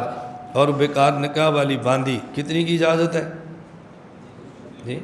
انلمیٹڈ، غیر محدود، جتنی چاہو۔ تو دنیا میں تو 4 کی طاقت ہے، اللہ نے 4 رکھی ہیں، اور جنت میں ایک آدمی کو دنیا کے 100 آدمیوں کے مطابق قوت ملے گی، تو کتنی کی گنجائش ہوگی؟ 400۔ باقی باندیاں بغیر نکاح کے اس کی حد ہی نہیں ہے، وہاں حوریں بغیر نکاح کے کوئی حد ہی نہیں ہے۔ اب دیکھو نا، سمجھ آ یہ دین کیا الجھن رہ جاتی ہے، کوئی پریشانی نہیں رہتی۔ میں اس لیے بارہا کہتا ہوں، سمجھو بس۔ ہم جو یہاں طلبہ کو بلاتے ہیں نا بھی ہمارے پاس تشریف لاؤ، ہمارا مقصد ہے کہ پورا دین سمجھ آ جائے۔ اب دیکھو نا، دین کے جس شعبے کے بارے میں بات آتی ہے، میں سمجھاتا ہوں یا کسی کو یہ کہہ کر چھوڑ دیتا ہوں بھئی یہ ہمارا موضوع نہیں ہے، یہ جنت کا موضوع ہے تبلیغ والوں کا، ہمارا نہیں ہے۔ میں نے کبھی چھوڑا ہے؟ یہ تبلیغ والوں کا موضوع نہیں ہے، یہ ہمارا ہے۔ تبلیغ والے تو اس موضوع کو سمجھتے بھی نہیں ہیں، انہیں کیا سمجھانا ہے؟ اگر کوئی تبلیغ والا بیٹھا ہو تو ناراض نہ ہونا۔ کیوں؟ تبلیغ والوں میں سے تو بعض آواز لگاتے ہیں، بھئی دل بڑا رکھو، جنت میں اوروں کو بھی جانے دو، صرف ہم نے نہیں جانا، جنت بہت بڑی ہے، جنت بہت بڑی ہے، اوروں کو بھی جانے دو۔ میں پوچھتا ہوں کہ جنت کتنی بڑی ہے؟ جو آخری بندہ جنت میں جائے گا اس کی جنت دنیا سے 10 گنا بڑی ہے، لیکن اس میں ایک بندہ جائے گا، 2 نہیں جائیں گے۔ تم دل بڑا کر کے کسی ایک کو داخل کر کے دکھا دو۔ میں غلط کہہ رہا ہوں تو مجھے آپ سمجھاؤ۔ جو آخری شخص جنت میں جائے گا اس کی جنت دنیا سے کتنے گنا بڑی؟ 10 گنا۔ بندے کتنے ہوں گے؟ ایک کیوں؟ اتنی بڑی جنت اور ایک بندہ، 2 4 داخل کر دو نا۔ تو پھر آپ ہمیں کیسے کہتے ہو دل بڑا رکھو؟ کیسے بڑا رکھیں؟ ہم اللہ کے فیصلوں کیسے بدلیں؟ کیسے بڑا کریں؟ آپ بڑا کر دو، اس میں 2 بندے داخل کر دو۔ یہ بات سمجھنا، جنت رہنے کی جگہ نہیں ہے، جنت عیش کی جگہ ہے۔ جنت رہنے کی جگہ نہیں ہے، جنت عیش کی جگہ ہے۔ رہنے کی جگہ کے ضابطے اور ہوتے ہیں اور عیش کی جگہ کے ضابطے اور ہوتے ہیں۔ وہ رہنے کی جگہ ہوتی نا، اور بھائی کتنے طالب علم ہیں؟ 200، بھائی ایک اور تھوڑا ساتھ ہو جو گزارا کرو. وہ جنت ہے کہ تھوڑا ساتھ ہو جو گزارا کرو؟ یہ تو عیش کی جگہ ہے، وہ تو عیش کی جگہ ہے. اس میں کیا مطلب کہ گزارا کرو ایک اور داخل کر دو؟ وہ تو جہنم ہے، ایک اور پھینک دو، ایک اور پھینکو، ایک اور پھینکو. جنت میں نہیں ایک اور پھینکو، نا. جنت میں سب سے چھوٹے درجے کا جنتی، اس کو دنیا سے 10 گنا بڑی جنت دو. سب سے چھوٹے درجے کا جنتی، اس کو دنیا سے 10 گنا بڑی جنت دو. رہنا تو اکیلے نے ہے، رہنا تو اکیلے نے ہے. اور ایسی بادشاہ تمہیں دیں گے، وَلَكُمْ فِيهَا مَا تَدَّعُونَ، جو بولو گے وہ ملے گا اور جو چاہو گے وہ ملے گا. یہ کہاں ہوتا ہے؟ جہاں رہنا ہو، یہاں عیش کرنی ہو. آپ یہاں رہنے کے لیے آئیں، عیش کرنے کے لیے آئیں؟ اور بھائی دال ہے، گزارا کرو بیٹا، گزارا کرو. گرم روٹی نہیں ہے، کوئی نہیں، گزارا کرو، گزارا کرو. کون سا تم نے ہمیشہ رہنا ہے؟ جنت میں ہمیشہ رہنا ہے یا جو 4 دن کے لیے جانا ہے؟ جس نے سروزہ لگایا وہ 3 دن کے لیے جائے، جس نے چلا لگایا وہ 40 دن کے لیے جائے، عشرے والا 10 دن کے لیے جائے. وہاں تو یہ نہیں، وہاں جس نے جانا ہے اس نے واپس نہیں آنا، وہ واپس نہیں آئے گا. جنت تو ایسی جگہ ہے. اللہ ہم سب کو بات، تبلیغ ہماری ہے، میں بار کہتا ہوں ہماری ہے، ہماری. میں غلط فہمی اس لیے دور کرتا ہوں، بھائی تبلیغ میں کام کرنے والے ہمارے بھائی غلط بات نہ کہیں. غلط بات کہیں گے تو اعتراض ہوں گے، اور پھر ہمیں کہیں گے مولانا صاحب اس اعتراض کا جواب دو نا. تو تم ایسی بات کہتی نا جس پر اعتراض ہوتا اور ہمیں آپ کا جواب دینا ہی نہ پڑتا. میں بعض باتیں آپ کو سمجھانے کے لیے کہتا ہوں، سمجھانے کے لیے. جی فضائل مال پر اعتراض ہے، مولانا صاحب جواب دو، ٹھیک ہے. جی بہشتی زیور پر اعتراض ہے، مولانا صاحب جواب دو، ٹھیک ہے. جی مولانا فضل الرحمان صاحب پر اعتراض ہے، مولانا صاحب جواب دو، ٹھیک ہے. کبھی کسی نے یہ کہا کہ مولانا گھمنڈ پر اعتراض ہے، بھئی تم بھی جواب دو. اس کا معنی ہم آپ سب کے خادم ہیں، سب کے خادم ہیں. ہم جو جہاں ضرورت ہوتی ہے بولتے ہیں، وہ جہاں نہیں بولتے اس کا معنی کہ یہاں بولنے کی ضرورت نہیں ہے، چپ رہنا ضروری ہے. اب آپ کو سمجھ آنا چاہیے کہ بعض کلپوں کے جواب ہم کیوں نہیں دیتے. بھئی نہیں، ضرورت نہیں، یہاں خاموشی اختیار کرو، اسی میں خیر ہے. میں خیر بات یہ کہہ رہا تھا کہ کوئی چیز میں یہ آپ کو نہیں کہتا بھئی تو ہمارا عنوان نہیں ہے. بھئی ہم تو ختم نبوت پہ کام کرتے ہیں، صحابہ تو ہمارا عنوان نہیں ہے. ہم تو صحابہ پہ کام کرتے ہیں، کہ ابو حنیفہ ہمارا عنوان نہیں ہے. ہم تو فقہ حنفی پہ کام کرتے ہیں، تبلیغ ہمارا عنوان نہیں ہے. بھئی ہم تو تبلیغی لوگ ہیں، سیاست ہمارا عنوان نہیں ہے. ہم تو جمہوریت کی بات کرتے ہیں، جہاد ہمارا عنوان نہیں ہے. بھئی ہم تو جہاد کر کے گردنیں کاٹتے ہیں، یہ تزکیہ اللہ ہمارا عنوان نہیں ہے. بھئی ہم تو تقریریں کرتے ہیں، یہ کتابیں لکھنا ہمارا عنوان نہیں ہے. بھئی ہم تو لکھتے ہیں، خطابت ہمارا عنوان نہیں ہے. بھئی ہم تو خطیب ہیں، مناظرہ ہمارا عنوان نہیں ہے. ہم تو مناظرہ کرتے ہیں، یہ درسگاہ کی تدریس ہمارا عنوان نہیں ہے. بھئی ہم مدرس ہیں، یہ ویڈیو بنا کر کام کرنا فاسکو والا یہ ہمارا عنوان نہیں. کبھی ہم نے کہا یہ سارے ہمارے عنوان ہیں، سارے ہمارے عنوان ہیں. اور بدنامی بھی ہم لیتے ہیں کہ تم جزوی کام کرتے ہو. ہم جزوی کرتے ہیں، سیاست پہ ہم بولتے ہیں، جہاد پہ ہم بولتے ہیں، ختم نبوت پہ ہم بولتے ہیں، صحابہ کے دفاع پہ ہم بولتے ہیں، فقہ حنفی پہ بولتے ہیں، ولایت پہ بولتے ہیں، کرامت پہ بولتے ہیں، اعتراضات کے جوابات پہ بولتے ہیں، اکابر کے مسلک کو بیان کرتے ہیں، اور کتابیں لکھتے ہیں، اخبارات میں کالم لکھتے ہیں، ٹی وی پہ آتے ہیں، سوشل میڈیا پر بیٹھے ہوئے ہیں. سارے کام ہم کر رہے ہیں، اور بدنامی کیا ہے؟ جزوی کام کرتے ہیں. ان کو یاد مات کی اس بات کا پتہ ہی نہیں ہے. مسلک کی کام تو چھوٹا ہے، اسلام بڑا ہے. اسلام چھوڑ کے مسلک کو اختیار کیا ہوا ہے. بھئی بڑی بات کرو، چھوٹی باتیں کیوں کرتے ہو؟ یہ دیہاتوں کے لوگ ہیں، ورلڈ لیول کو نہیں سمجھتے. میں نے کہا دنیا میں پھرتے بھی ہم ہیں اور ورلڈ لیول کو بھی ہم نہیں سمجھتے. یار کوئی بات تو عقل کی تم بھی کر دو. میں وہ کئی بار سمجھانے کے لیے ساتھی کو قصہ سناتا ہوں. کراچی کے مفتی صاحب سے مجھے ملے، انہوں نے مجھے سمجھایا لہجہ ٹھیک نہیں ہے، طرز ٹھیک نہیں ہے. آج کل لوگ یہ باتیں نہیں سنتے جو آپ کہتے ہیں، حالات بدل گئے ہیں. میں نے کہا مفتی صاحب میں 3 سوال آپ سے کرتا ہوں، پھر وہ 3 سوال آپ مجھ سے فرمائیں. جی کیا؟ میں نے کہا میرا پہلا سوال، آپ پیدا کہاں ہوئے؟ کہتے کراچی۔ میں نے کہا پڑھے کہاں ہیں؟ کہتے کراچی۔ میں نے کہا کام کہاں کرتے ہیں؟ کہتے کراچی۔ میں نے کہا یہ 3 سوال مجھ سے پوچھے۔ مجھے کہتے آپ پیدا کہاں ہوئے؟ میں نے کہا 87۔ پڑھے کہاں پر ہے؟ میں نے کہا کراچی۔ کام کہاں کرتے ہیں؟ میں نے کہا دنیا میں۔ میں نے کہا مفتی صاحب دیانت کے ساتھ بتائیں، اب آپ کو مجھے مشورہ دینا چاہیے یا مجھ سے مشورہ لینا چاہیے؟ میں نے کہا دیانت سے بتائیں۔ خاموش کوئی اس کا جواب نہیں۔ یہ آپ مجھ سے پوچھو کہ یار میں کراچی پیدا ہوا، باہر نہیں نکلا، تو گاؤں میں پیدا ہوا، دنیا میں چلا گیا، کیا نسخہ ہے؟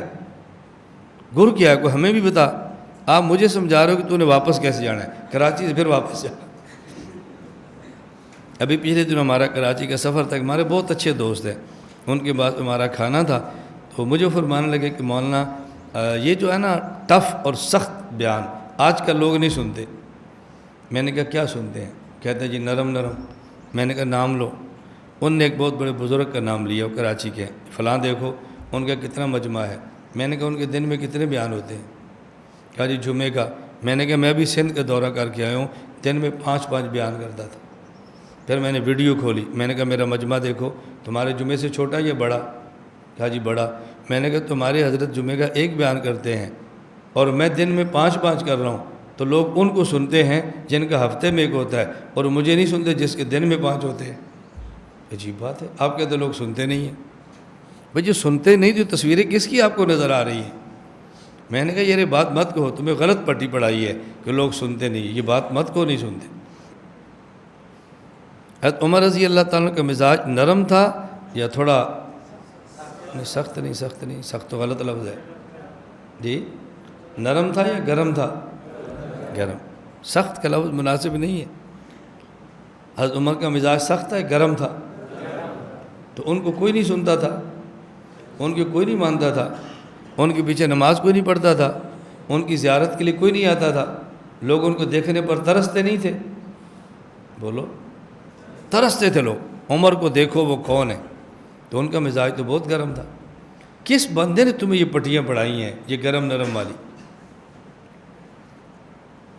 اپنوں کے بارے میں نرم رہو، اپنوں کے بارے میں نرم رہو، اپنوں کے بارے میں نرم رہو، غیروں کے بارے میں نرمی کی تکلیف نہ کرو۔ بس ہم اپنوں کے بارے میں گرم ہیں اور غیروں کے بارے میں ذرا نرمی۔ کیوں بھئی اپنا نہیں ہے تو گرمی کس پر؟ ذرا اپنے کو آنے تو پھر ٹھگائی کرنا۔ اور شعر ہم کیا پڑھتے ہیں؟ شہداء نے پکارا ہے تم کو فردوس کے بالا خانوں سے، ہم راہ وفا میں کٹ آئے تمہیں پیار ابھی تک جانوں سے، اس جذبہ ایک گلبوسی میں کچھ کانٹے بھی چھپ جاتے ہیں، اپنوں کے نشتر سہ لینا ٹکرانا فقط بیگانوں سے۔ شعر یہ پڑھتے ہیں ٹکرانا اپنوں سے ہے۔ بھائی شعر ہی بدل دو، پھر کوئی شعر میں تبدیلی ترمیم پیدا کرو، کمپرومائز کرو کسی شاعر کے ساتھ۔ اپنوں کے لیے نرم، غیروں کے لیے گرم، یہ قرآنی مزاج ہے۔ یا ایھا النبی جاہد الکفار والمنافقین، آگے واغلظ نہیں، آیت بدلو۔ واغلظ تو قرآن کا حکم ہے کہ سختی کرو، بدلو نرمی کرو، نرمی۔ قرآن کی آیت لاؤ نا کوئی آگے۔ یا ایھا النبی جاہد الکفار والمنافقین، آگے بدلو نا بھائی، واغلظ تو کرنا نہیں ہے، وہ تو مناسب نہیں ہے، اسے تو امت ٹوٹ جاتی ہے۔ بدلو قرآن، بدلو۔ بدل سکتے ہیں تو پھر عمل کرو، پھر عمل کرو۔ نرمی اپنوں کے لیے ہے، اپنوں کے لیے۔ بات سمجھ آ رہی؟ ایک ہی موقع آیا حضور نے غیروں سے نرمی کی اور اپنے کو تھوڑا سا اگنور کیا، قرآن کی صورت آ گئی، عبس وتولی ان جاءہ الاعمی۔ یہ اپنا ہے، نبینا ہے، اپنا ہے، غریب ہے، اپنا ہے۔ محمد یہ اپنا اپنے اور غیر میں فرق سمجھو نا۔ یہ اللہ اپنے نبی کو سمجھا رہے ہیں۔ ہم سمجھائیں گے تو ایمان سے نکل جائیں گے، حضور بہت بڑے ہیں لیکن اللہ سے تو چھوٹے ہیں نا۔ یہ بات ہم حضور کو نہیں کہہ سکتے، اللہ تو کہہ سکتے ہیں۔ یہ میں اشکال کا جواب دے رہا ہوں، ذہن سازی کر رہا ہوں کہ الجھن نہ ہو، کیسے فرما دیا؟ بھئی کیسے فرما دیا؟ اللہ اپنے سے چھوٹے کو فرما رہے ہیں، وہ جیسے فرمائیں۔ ڈانٹ دیں تو کیا ہے، چھوٹے کو ڈانٹا ہے۔ ہم کہیں گے تو مسئلہ ہوگا، اللہ فرمائیں گے تو کوئی مسئلہ نہیں۔ یا ایھا النبی لم تحرم، یہ ہم کہہ رہے ہیں یا اللہ فرما رہے ہیں؟ حضور بڑے ہیں ہم سے، چھوٹے ہیں اللہ سے۔ دیکھو یہ آپ کو ضابطہ سمجھ آ جائے نا، الجھنیں ساری ختم ہو جاتی ہیں۔ چلے یار، اور مہمان خانہ اور جیل خانہ میں فرق سمجھ آ گیا؟ ہم نے مہمان خانہ بھی دیکھا، جیل خانہ بھی دیکھا۔ ہم جب سٹیج پہ کھڑے ہوتے ہیں نا، ہمارے اکابر وہ تھے، حضرت شاہ جی کیسے گزر رہی ہے، آدھی جیل میں آدھی ریل میں، یہ ہمارے اکابر تھے۔ شیخ الہند کو دیکھو 3 سال جیل، حضرت مدنی کو دیکھو اتنے سال جیل، فلاں کو دیکھو اتنے سال جیل، امام حنیفہ کو دیکھو 4 سال جیل۔ یہ اکابر کی تاریخ بیان ہو رہی ہے، اور جب ماننا ہے ان کو جن کے پاس جیل نہیں ہے، صرف ریل ہے۔ تمہیں سمجھ آئی؟ جب تذکرہ کریں تو کس کا؟ جی، جیل بھی اور ریل بھی، اور چلنا کن کے ساتھ ہے؟ ریل والوں نہیں، بھی جیل نہیں۔ اب حالات کو پھر بیان کیوں کرتے ہیں؟ چھوڑ دینا سٹیج پہ تذکرہ کیوں کرتے ہیں؟ اولئک آبائی فجینی بمثلہم، مثل تو آ گیا ہے، قبول کیوں نہیں کرتے؟ تم نہیں سمجھتے ہو فقیرو، کچھ تو سمجھو۔ ہم کیا کہتے ہیں؟ امام حنیفہ 4 سال جیل، شیخ الہند 3 سال جیل، عزیر گل اتنے جیل، اسیر مالٹا اتنی جیل، مولانا مدنی اتنی جیل، امیر شریعت اتنی جیل، اور پھر شعر کیا پڑھیں گے؟ اولئک آبائی فجینی بمثلہم۔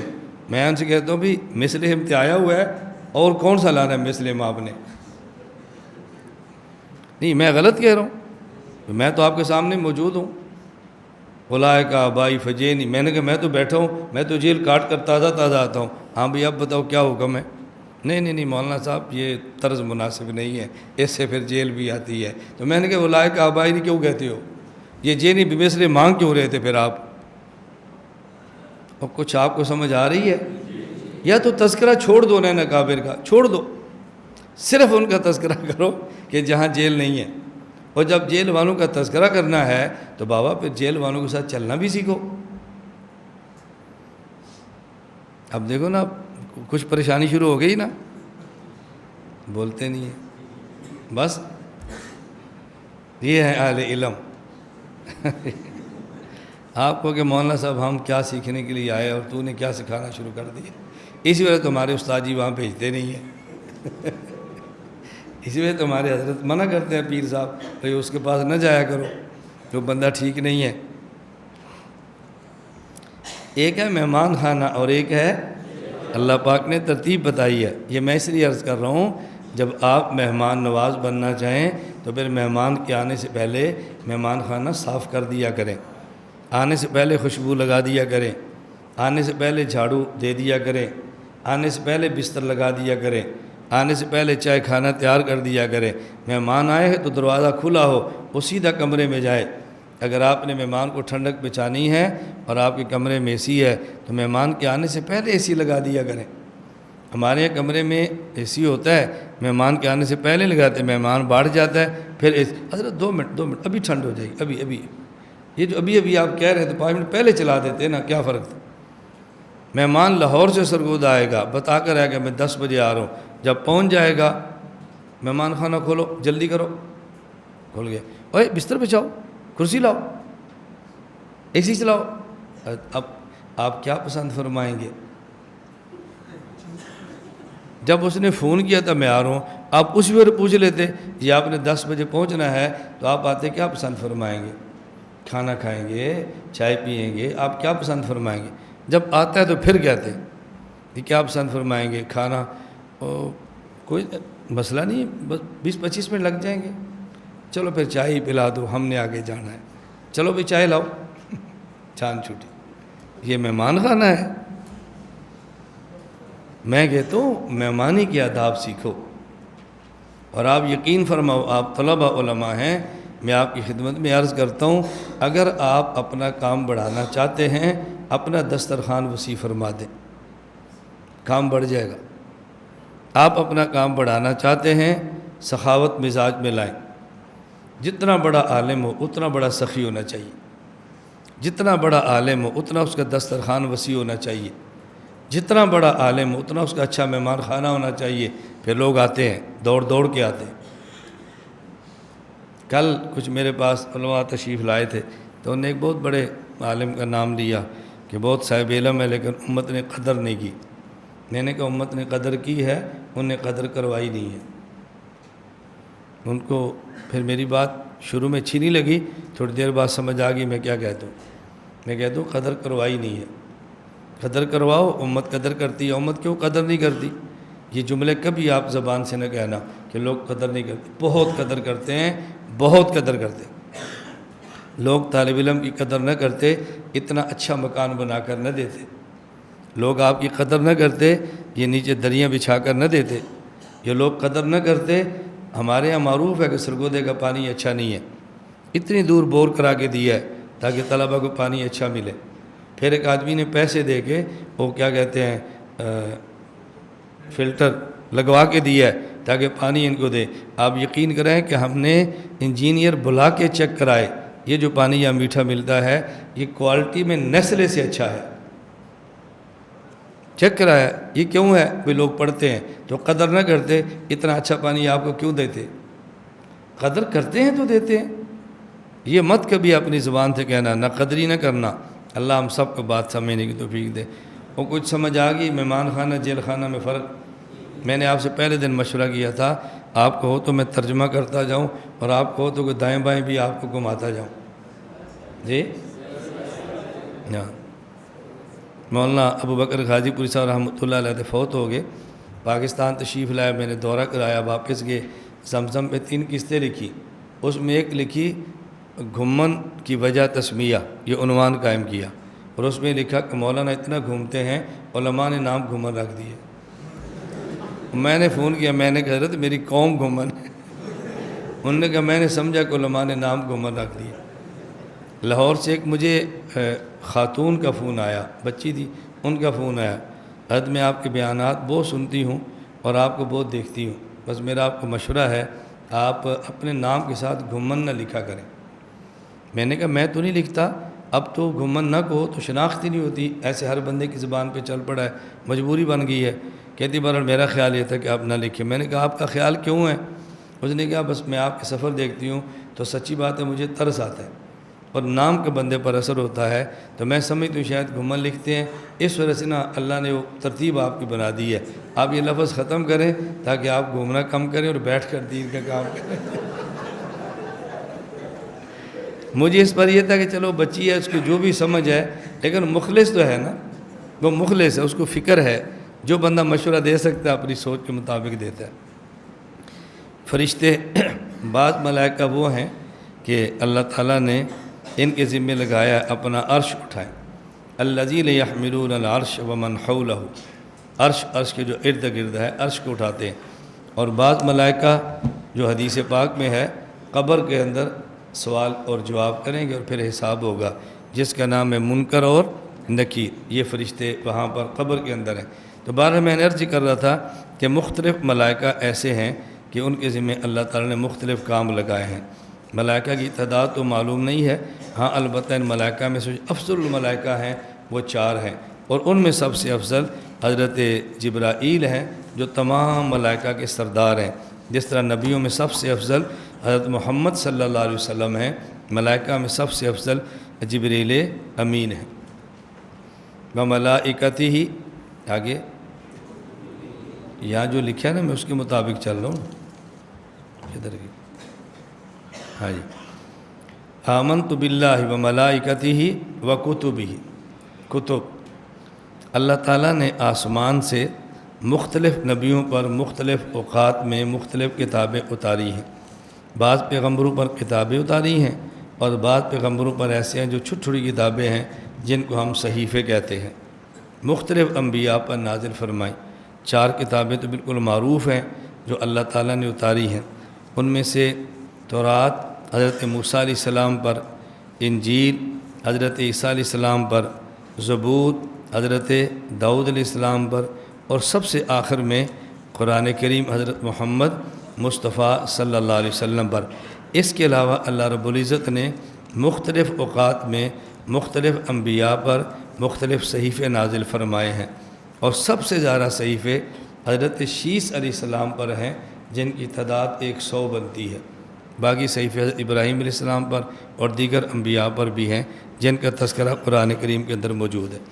آمنت باللہ و ملائکتہ و کتبہ و رسلہ، رسول اور نبی، یہاں دیکھیے رسول ہی فرمایا ہے، انبیاء کا ذکر نہیں فرمایا۔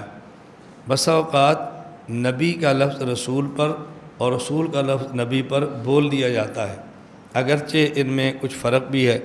نبی کی تعریف کیا ہے؟ نبی کی تعریف میں بنیادی طور پہ 4 لفظ ہوتے ہیں۔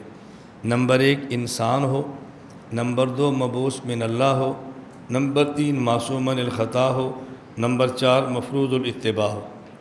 بس میں بڑے اجمال سے بات کر رہا ہوں، ورنہ ایک لفظ پہ بات کریں نا تو بہت بڑا وقت گزر جاتا ہے۔ نبی کی تعریف میں 4 لفظ ہیں۔ نمبر 1 انسان ہو، اور انسان کسے کہتے ہیں؟ ایک ہے حیوان ناطق، یہ جو نا انسان کا معنی حیوان ناطق، یہ علم منطق کی اصطلاح ہے۔ تو جب یہاں کہتے ہیں نبی وہ ہے جو انسان ہو، اس سے مراد ہے ایسا شخص جس کے اندر 2 چیزیں ہوں۔ نمبر 1 ذو عقل ہو، نمبر 2 محسوس ہو۔ ذو عقل کا معنی عقل والا ہو، محسوس کا معنی آپ ہاتھ لگانا چاہیں تو لگا سکیں۔ ملائکہ اور جنات یہ نبی نہیں، کیوں؟ ذو عقل ہیں لیکن محسوس نہیں ہیں۔ حیوان و اشجار یہ بھی نبی نہیں، یہ محسوس ہیں لیکن ذو عقل نہیں ہیں۔ ملائکہ جنات ذو عقل ہیں، محسوس نہیں ہیں۔ حیوانات اور یہ اشجار احجار یہ محسوس تو ہیں لیکن ذو عقل نہیں ہیں۔ نبی اسے کہتے ہیں جو انسان ہو، یعنی محسوس بھی ہو اور ذو عقل بھی ہو۔ پھر انسان کی 2 قسمیں ہیں، ایک ہے کامل اور ایک ہے ناقص۔ تو کامل انسان نبی ہوتا ہے، ناقص نبی نہیں ہوتا۔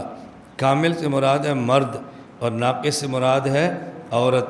خود نبی کریم صلی اللہ علیہ وسلم فرمایا کہ عورتیں کا دین بھی ناقص ہے، عورتوں کی عقل بھی ناقص ہے۔ دین کے ناقص ہونے کا معنی ہر ماہ میں کچھ دن یہ نمازیں نہیں پڑھ سکتی، اور عقل کے ناقص ہونے کا معنی کہ جب گواہی دیں تو 2 مرد گواہ ہونے چاہیے۔ اگر 2 مرد نہ ہوں، 1 مرد ہو تو پھر 1 مرد کی جگہ پہ 2 عورتیں ہونی چاہیے۔ اس کی وجہ قرآن کریم نے بتائی ہے، اگر ان میں سے ایک بھول جائے تو دوسری اس کو یاد دلا دے۔ اس سے معلوم ہوا کہ ان کی عقل ناقص ہے۔ اللہ نے نبوت کے لیے ہمیشہ مرد کا انتخاب فرمایا ہے، کسی بھی عورت کو نبوت کے لیے منتخب نہیں فرمایا۔ لیکن یہ بات ذہن نشین فرما لیں، اس بنیاد پہ عورت کو گھٹیا سمجھنا یہ جائز نہیں ہے۔ گھٹیا ہونا اور ہوتا ہے اور کسی وصف میں ناقص ہونا اور ہوتا ہے۔ ایک آدمی کی آنکھیں ہیں، ایک نبینا ہے، تو کہیں گے بھئی نبینا ناقص ہے، اس کی آنکھ نہیں ہے، لیکن اس کا معنی کہ نبینا درجے میں آنکھ والے سے نیچے ہے یہ نہیں ہو سکتا۔ آنکھ والے سے کئی گناہ بھی ہوتے ہیں، نبینا نہیں کر رہا، ان گناہوں سے بچا ہوا ہے۔ تو اللہ کے ہاں اللہ کے ہاں درجات کی بنیاد وہ تقوی ہے۔ مرد میں زیادہ ہے تو مرد کا مقام زیادہ ہے، اور اگر عورت میں تقوی زیادہ ہے تو اللہ کے ہاں عورت کا مقام زیادہ ہے۔ یہ جو ہے نا الرجال قوامون علی النساء، اس کا تعلق ہے دنیا کے ساتھ۔ اب دنیا میں ایک بڑا افسر ہے، ایک ماتحت ملازم ہے، تو جب آپ دنیا کے مقام اور رتبے کو دیکھیں گے تو بڑا اور ہے، چھوٹا اور ہے، اور اللہ کے ہاں بڑے اور چھوٹے سے مراد وہ مقامات جس کا تعلق تقوی کے ساتھ ہے۔ تو اس کا معنی یہ نہیں ہے کہ عورت مقام میں مرد سے نیچے ہے۔ الرجل خیر من المرأة، یہ اپنی فطرت اور طاقت کے اعتبار سے ہے، ورنہ مال میں بسا اوقات عورتیں مردوں سے بہت آگے نکل جاتی ہیں۔ اسی طرح عقل میں بسا اوقات عورتیں مردوں سے بہت آگے نکل جاتی ہیں۔ اس وقت میرا مقصود اس پہ تفصیلی بات نہیں کرنا، میں صرف اشارے کر رہا ہوں۔ ایک واقعہ میں کئی بار سنایا کرتا ہوں، بس ایک واقعہ صرف سن لیں یہ بات سمجھنے کے لیے کہ عورت بسا اوقات مرد سے عقل میں کتنے آگے ہوتی ہے۔ آپ نے سنا ہوگا کہ ایک شخص تھے جن کے ہاں شادی کے بعد مسلسل بیٹیاں ہوئیں اور ان کے ہاں بیٹا نہیں ہوا، تو ان کے یہ ذہن میں آیا کہ میں اس کو طلاق دے کر اور شادی کر لوں کیونکہ اس کے ہاں بیٹا نہیں ہو رہا، تو انہیں اپنے گھر میں آنا چھوڑا۔ اب ان کی جو بیوی تھی وہ شاعرہ بھی تھی اور ماشاءاللہ سمجھدار بھی بہت تھی۔ اس نے اپنے شوہر کو چند ایک اشعار لکھے اور اشعار لکھ کے بھجوا دیے اپنے شوہر کو۔ مال ابی حمزہ لا یاتینا غضبان اللہ نلد البنینا तल्लाहि मा ज़ालिका फ़ी ऐदीना व नहनु कल अर्ज़ि लिज़ारिईना इन्नमा नाख़ुज़ु मा ऊतीना व नुब्बितु मा ज़राअहु फ़ीना। उस शोर का जो कुनियत थी अबू हमज़ा थी। माले अबी हमज़ा तलायातीना, क्या हुआ कि अबू हमज़ा हमारे पास नहीं आते। ग़ज़बानु अल्लाह नलदल बनीना, वो नाराज़ हैं कि हमारे यहाँ बेटा पैदा नहीं होता। तल्लाहि मा ज़ालिका फ़ी ऐदीना, अल्लाह की कसम वो हमारे इख्तियार में नहीं है। नहनु कल अर्ज़ि लिज़ारिईना, मैं तो ऐसी हूँ जैसी ज़मीन है, और अबू हमज़ा तुम ऐसे हो जैसे किसान है। इन्नमा नाख़ुज़ु मा ऊतीना, ज़मीन उसी बीज को लेती है जो किसान ने डाला होता है। और नुब्बितु मा ज़राअहु फ़ीना, और हम उसी बीज का पौधा बाहर निकालती हैं जो किसान हमारे अंदर बीज डालता है। अब बताओ बेटा नहीं होता तो मेरा कसूर है या तुम्हारा कसूर है। अबू हमज़ा वापस आ गए, माज़रत कर ली, रुजू कर लिया कि मेरी गलती है। अब देखो कितनी उसने बात की है, आम मर्द नहीं कह सकता। उस खातून ने बात समझा के अपने घर को बचा लिया है। और तुम्हें फ़हम और अक़ल हो तो घर बच जाते हैं, और जब इनमें अक़लें नहीं होती तो घर तबाह होते। मैं अब कोई तरबीती बयान नहीं कर रहा, मैं इस पर बात समझाता। बाज़ बातें मर्दों को समझाने वाली हैं, बाज़ बातें ख़वातीन को समझाने वाली हैं। हर एक अपनी अपनी हदूद को समझे तो इससे घर आबाद रहते हैं। नंबर 1 इंसान हो। नंबर 2 मबूस मिन अल्लाह, यानी नबूवत की बुनियाद आमाल नहीं है, कसब नहीं है। नबूवत की बुनियाद वहम है, वहब अता है अल्लाह, जिसको समझाने के लिए मैं आज की ज़बान में कहता हूँ कि नबूवत इलेक्शन से नहीं मिलती, नबूवत सिलेक्शन से मिला करती है। इलेक्शन आवाम की तरफ से है, सिलेक्शन हुकूमत की तरफ से है। नबी वो नहीं होता जिसको लोग नबी माने, नबी वो होता है जिसको अल्लाह नबूवत के लिए चुन लें। इंसान हो, मबूस मिन अल्लाह हो, मासूम अनिल ख़ता हो, इसमत पर फिर बात आ जाएगी। नबी वो है जो मासूम अनिल ख़ता हो। मासूम अनिल ख़ता का माना अल्लाह अपने नबी को गुनाहों से बचाता है। हम ये नहीं कहते कि नबी गुनाह से बचता है, बल्कि कहते हैं कि नबी को अल्लाह गुनाहों से बचाता है। वकज़ालिका लिनस्रिफ़ अन्हु सू, अल्लाह फरमाते हैं हम इनसे बुराई को दूर रखते हैं, अल्लाह बचाते हैं। 3 लफ्ज़ याद रखा करें, नबी मासूम है, सहाबी महफूज है, और मुज्तहिद माजूर है। मासूम होने का माना अल्लाह नबी से गुनाह होने देते नहीं। महफूज का माना सहाबी से गुनाह हो जाता है, अल्लाह उनके नाम अमाल में बाकी रहने देते नहीं। और माजूर का माना मुज्तहिद से इज्तिहाद में ख़ता हो जाती है, लेकिन उस ख़ता पर भी अल्लाह उसको अजर अता फरमाते हैं। नंबर 4 नबी वो है जो मफरूज़ुल इत्तिबा हो। मफरूज़ुल इत्तिबा का माना ये जिसकी हर बात को मानना फ़र्ज़ है, समझ आए तब भी, न समझ आए तब भी, नज़र आए तब भी, ना नज़र आए तब भी। नंबर 2 नबी और रसूल में फ़र्क क्या है। फ़र रसूल मन जाअ बिशरइन जदीद व नबी मन लम याति बिही। रसूल वो होता है जो नई शरीयत के साथ आए, और नबी वो होता है जो गुज़श्ता रसूल की शरीयत को लेकर चले।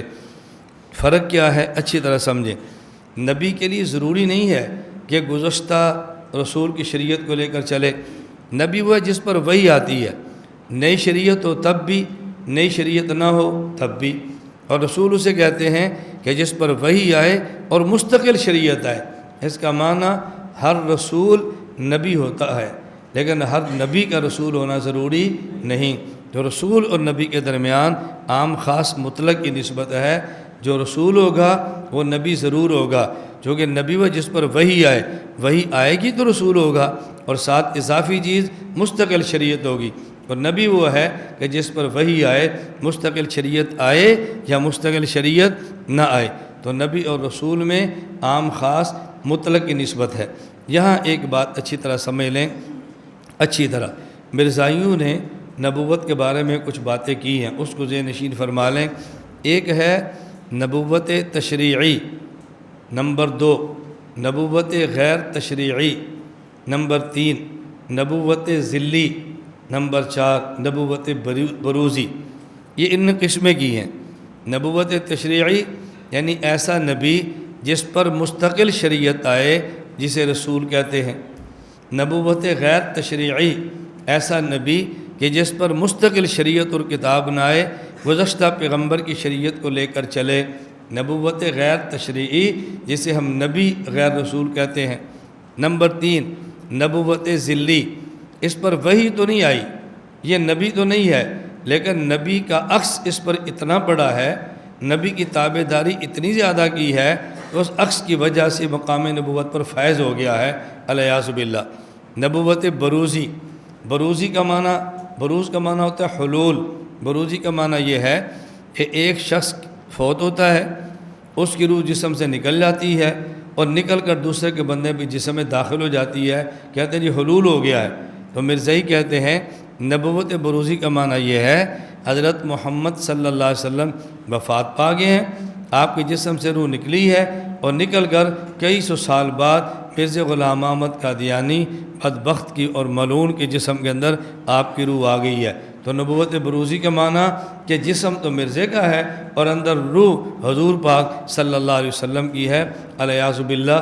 نقل کفر نہ باشد، تو یہ انہیں 4 قسمیں کی ہیں، اس لیے ہم کہتے ہیں خاتم النبیین لا نبی بعدہ، رسول اکرم صلی اللہ علیہ وسلم آخری نبی ہیں اور آپ کے بعد کوئی نبی پیدا نہیں ہوگا، نہ ہی نبی تشریعی، نہ ہی غیر تشریعی، نہ ہی ذلی اور نہ ہی بروزی، کسی بھی قسم کا کوئی نبی پیدا نہیں ہوگا۔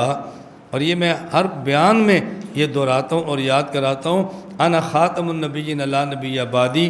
اس کا یہ ترجمہ نہ کیا کریں کہ میں آخری نبی ہوں اور میرے بعد کوئی نبی نہیں آئے گا، یہ کیا کریں میں نبی ہوں اور میرے بعد کوئی نبی پیدا نہیں ہوگا۔ جب ہم کہیں گے میرے بعد کوئی نبی نہیں آئے گا تو مرزائی کہتے ہیں عیسیٰ علیہ السلام آئیں گے، ہم کہتے ہیں آئیں گے۔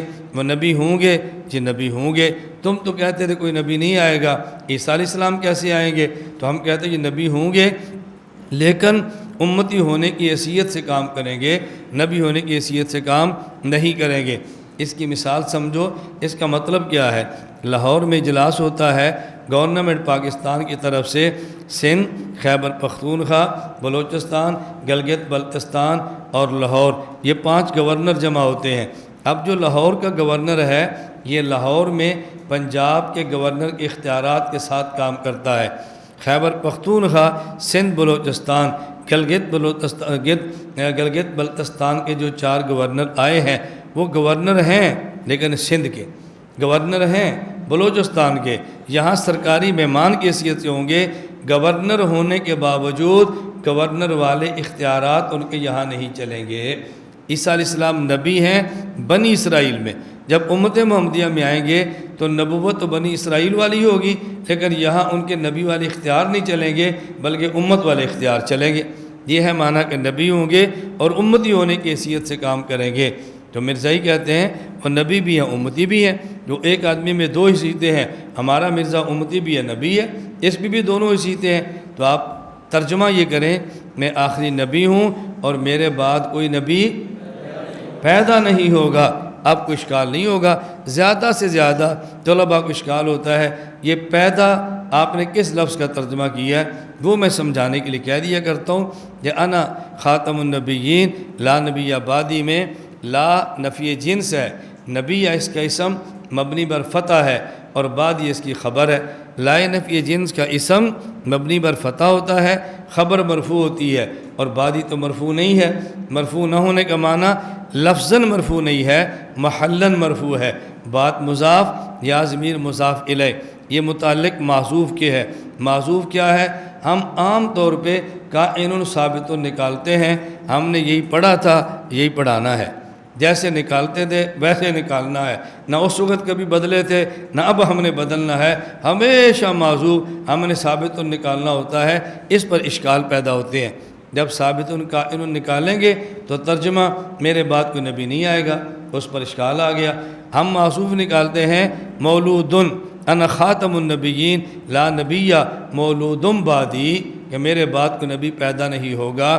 بھئی معذوف نکالنا ہے، ایک ہے معذوف وہ نکالو کہ جس پر اشکال ہے، یا وہ نکالو جس پر اشکال نہیں ہے۔ جو معذوف مولود نکال کے ترجمہ کرو، میرے بعد کوئی نبی پیدا نہیں ہوگا، عربی ترکیب بھی ٹھیک ہو جائے گی اور معنی قابل اشکال بھی نہیں ہوگا۔ اور جب ثابت نکالیں گے عربی ترکیب ٹھیک ہو جائے گی، لیکن اس معذوف کے نکالنے سے معنی قابل اشکال رہے گا۔ تو ترکیب معذوف ایسا نکالو ترکیب بھی ٹھیک رہے اور معنی پر بھی کوئی اشکال نہ رہے۔ میں خیر عرض کر رہا تھا کہ رسول اور نبی میں کچھ فرق ہے، اس کو ذہن نشین فرما لیں۔ انبیاء علیہ السلام کی تعداد یہ 1,24,000 کے لگ بھگ ہے، انبیاء علیہ السلام، اور ان میں جو رسول ہیں ان کی تعداد 315 ایک حدیث پاک میں ہے، اور انبیاء کی تعداد 1,24,000 ایک حدیث پاک میں ہے۔ بعض روایات میں 2,24,000 بھی ہے، لیکن زیادہ معروف یہی ہے 1,24,000۔ میں یہاں ایک نقطہ عرض کیا کرتا ہوں کہ انبیاء علیہ السلام کی تعداد 1.25 لاکھ ہے، اور صحابہ کرام رضی اللہ عنہ مجمعین کی تعداد بھی 1.25 لاکھ ہے۔ نبی نمائندہ خدا ہے، صحابی نمائندہ مصطفیٰ ہے۔ یہ اللہ نے اپنے پیغمبر حضرت محمد صلی اللہ علیہ وسلم کو اعزاز دیا ہے کہ جتنے نمائندے میرے ہیں اے محمد اتنے نمائندے تیرے ہیں۔ آپ پر نمائندگی میری ختم ہے اور ان پر نمائندگی تیری ختم ہے۔ رسول اللہ صلی اللہ علیہ وسلم آئے تو نبوت کا دروازہ بند ہو گیا، اور حضور پاک صلی اللہ علیہ وسلم دنیا سے گئے تو صحابیت کا دروازہ بند ہو گیا۔ اب نبوت بھی نہیں ہے، صحابیت بھی نہیں ہے، سب کو اللہ نے نبی کریم صلی اللہ علیہ وسلم کے اوپر ختم فرما دیا۔ وَكُتُبِهِ وَرُسُلِهِ وَالْيَوْمِ الْآخِرِ، وَالْيَوْمِ الْآخِرِ اس سے مراد آخرت کا دن، دوسرا دن، قیامت نہیں، اس سے مراد آخری بعد والا دن۔ قیامت لوگ ہیں نا، آگے آ رہا ہے والبعث بعد الموت، پھر آ رہا ہے نا، والبعث بعد الموت پھر آ رہا ہے، اس لیے ہم نے کہا والیوم الآخر، اس سے مراد ہے دوسرا دن، دوسری زندگی۔ ایک زندگی ہے دنیا کی، ایک ہے دنیا کی بعد والی زندگی۔ پہلی زندگی موت پر ختم ہوگی اور موت کے بعد دوسری زندگی شروع ہو گئی ہے۔ اب بات اچھی طرح سمجھنا، یہ زندگی بھی زندگی ہے اور موت کے بعد بھی زندگی ہے۔ یہ پہلی زندگی ہے اور وہ دوسری زندگی ہے نا، یہ پہلی ہے اور وہ دوسری ہے۔ قرآن کریم میں اولا اور اخرى دونوں لفظ آئے ہیں، ایک پہلی زندگی اور ایک دوسری زندگی۔ دونوں میں فرق کیا ہے؟ ایک نظریہ ہے مسلمانوں کا، ایک نظریہ ہے کفار کا۔ مسلمانوں کا نظریہ یہ ہے آدمی ایک جہان سے دوسرے جہان میں منتقل ہوتا ہے، اور کفار کا نظریہ ہے کہ آدمی ایک جہان میں آتا ہے اور اس کے بعد اس کی زندگی ختم ہو جاتی ہے اور بعد کی زندگی کا تصور ہی نہیں ہے۔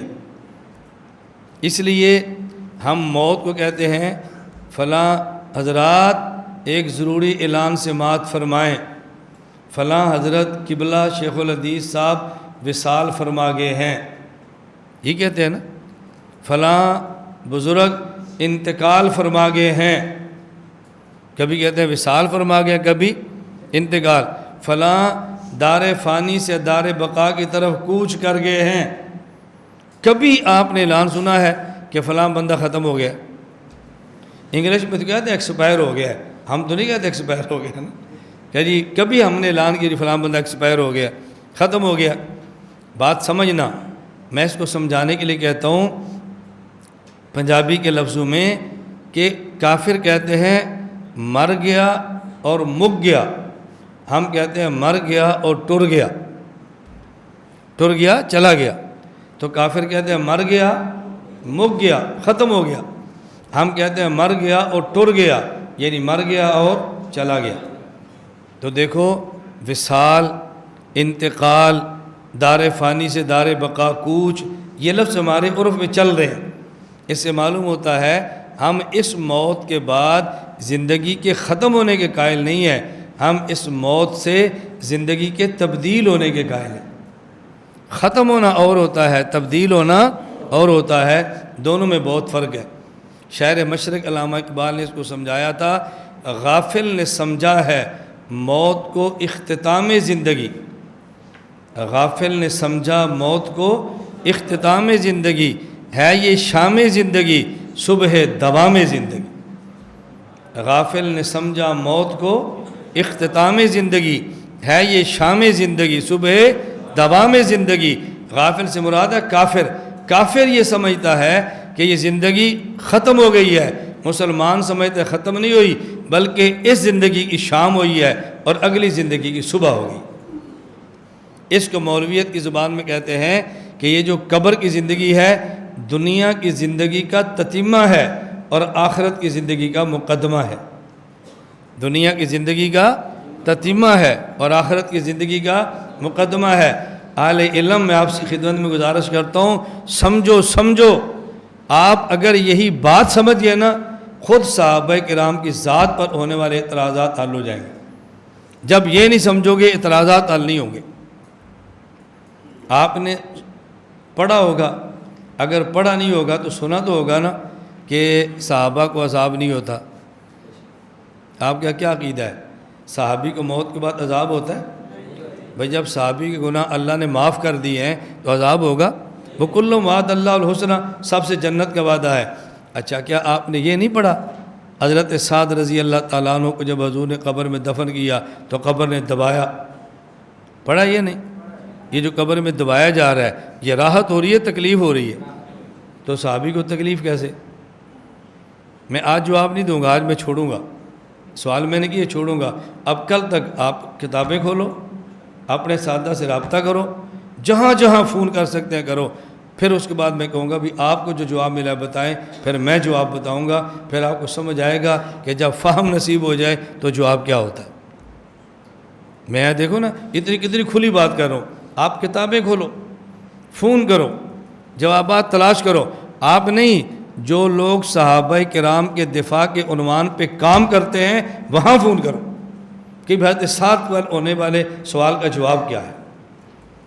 پھر جو جواب آپ کو ملے مجھے بتائیں، جو میں سمجھوں میں آپ کو بتاؤں، میں بتاؤں گا تو آپ کو فائدہ ہوگا، آپ بتائیں گے تو مجھے فائدہ ہوگا، دونوں کو فائدہ ہونا چاہیے نا۔ میں جو روتا ہوں نا بھئی سمجھو، ایک بات آپ کو سمجھ آ جائے کہ الجھن ختم، والیوم الآخر، یہ سمجھ آ جائے نا بھی ایک دنیا کی زندگی، ایک موت کے بعد، والبعث بعد الموت، یہ حشر ہے۔ بات سمجھ آئی؟ ماں کے پیٹ سے نکلے دنیا، موت آ گئی، آگے کیا ہے؟ والیوم الآخر، آگے کیا ہے؟ والبعث بعد الموت۔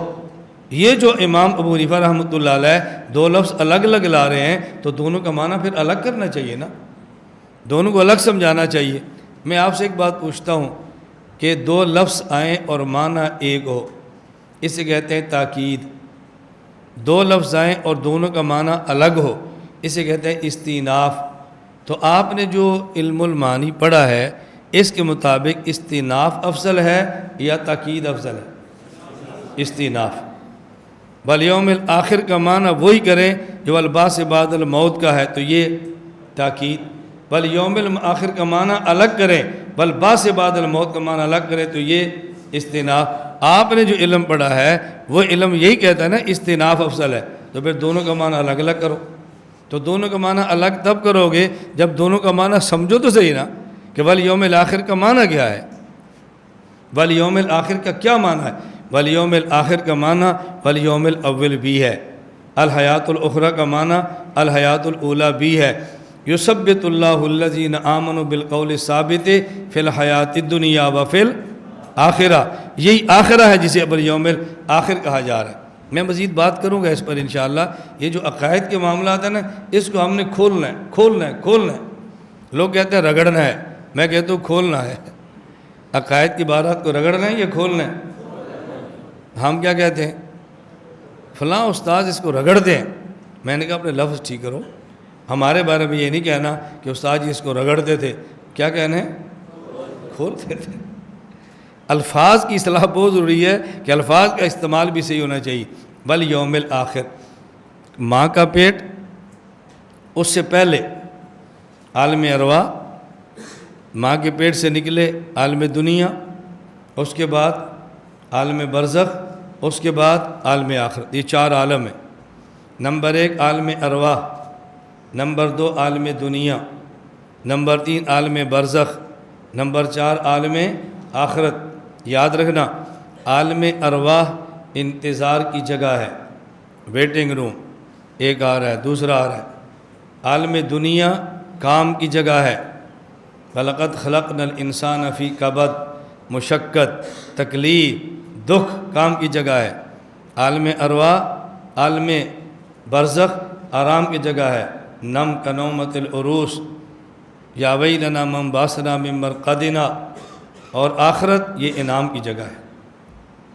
یاد کر لو گے، عالم ارواح انتظار کی جگہ، عالم دنیا کام کی جگہ، عالم برزخ آرام کی جگہ، اور عالم آخرت انعام کی جگہ۔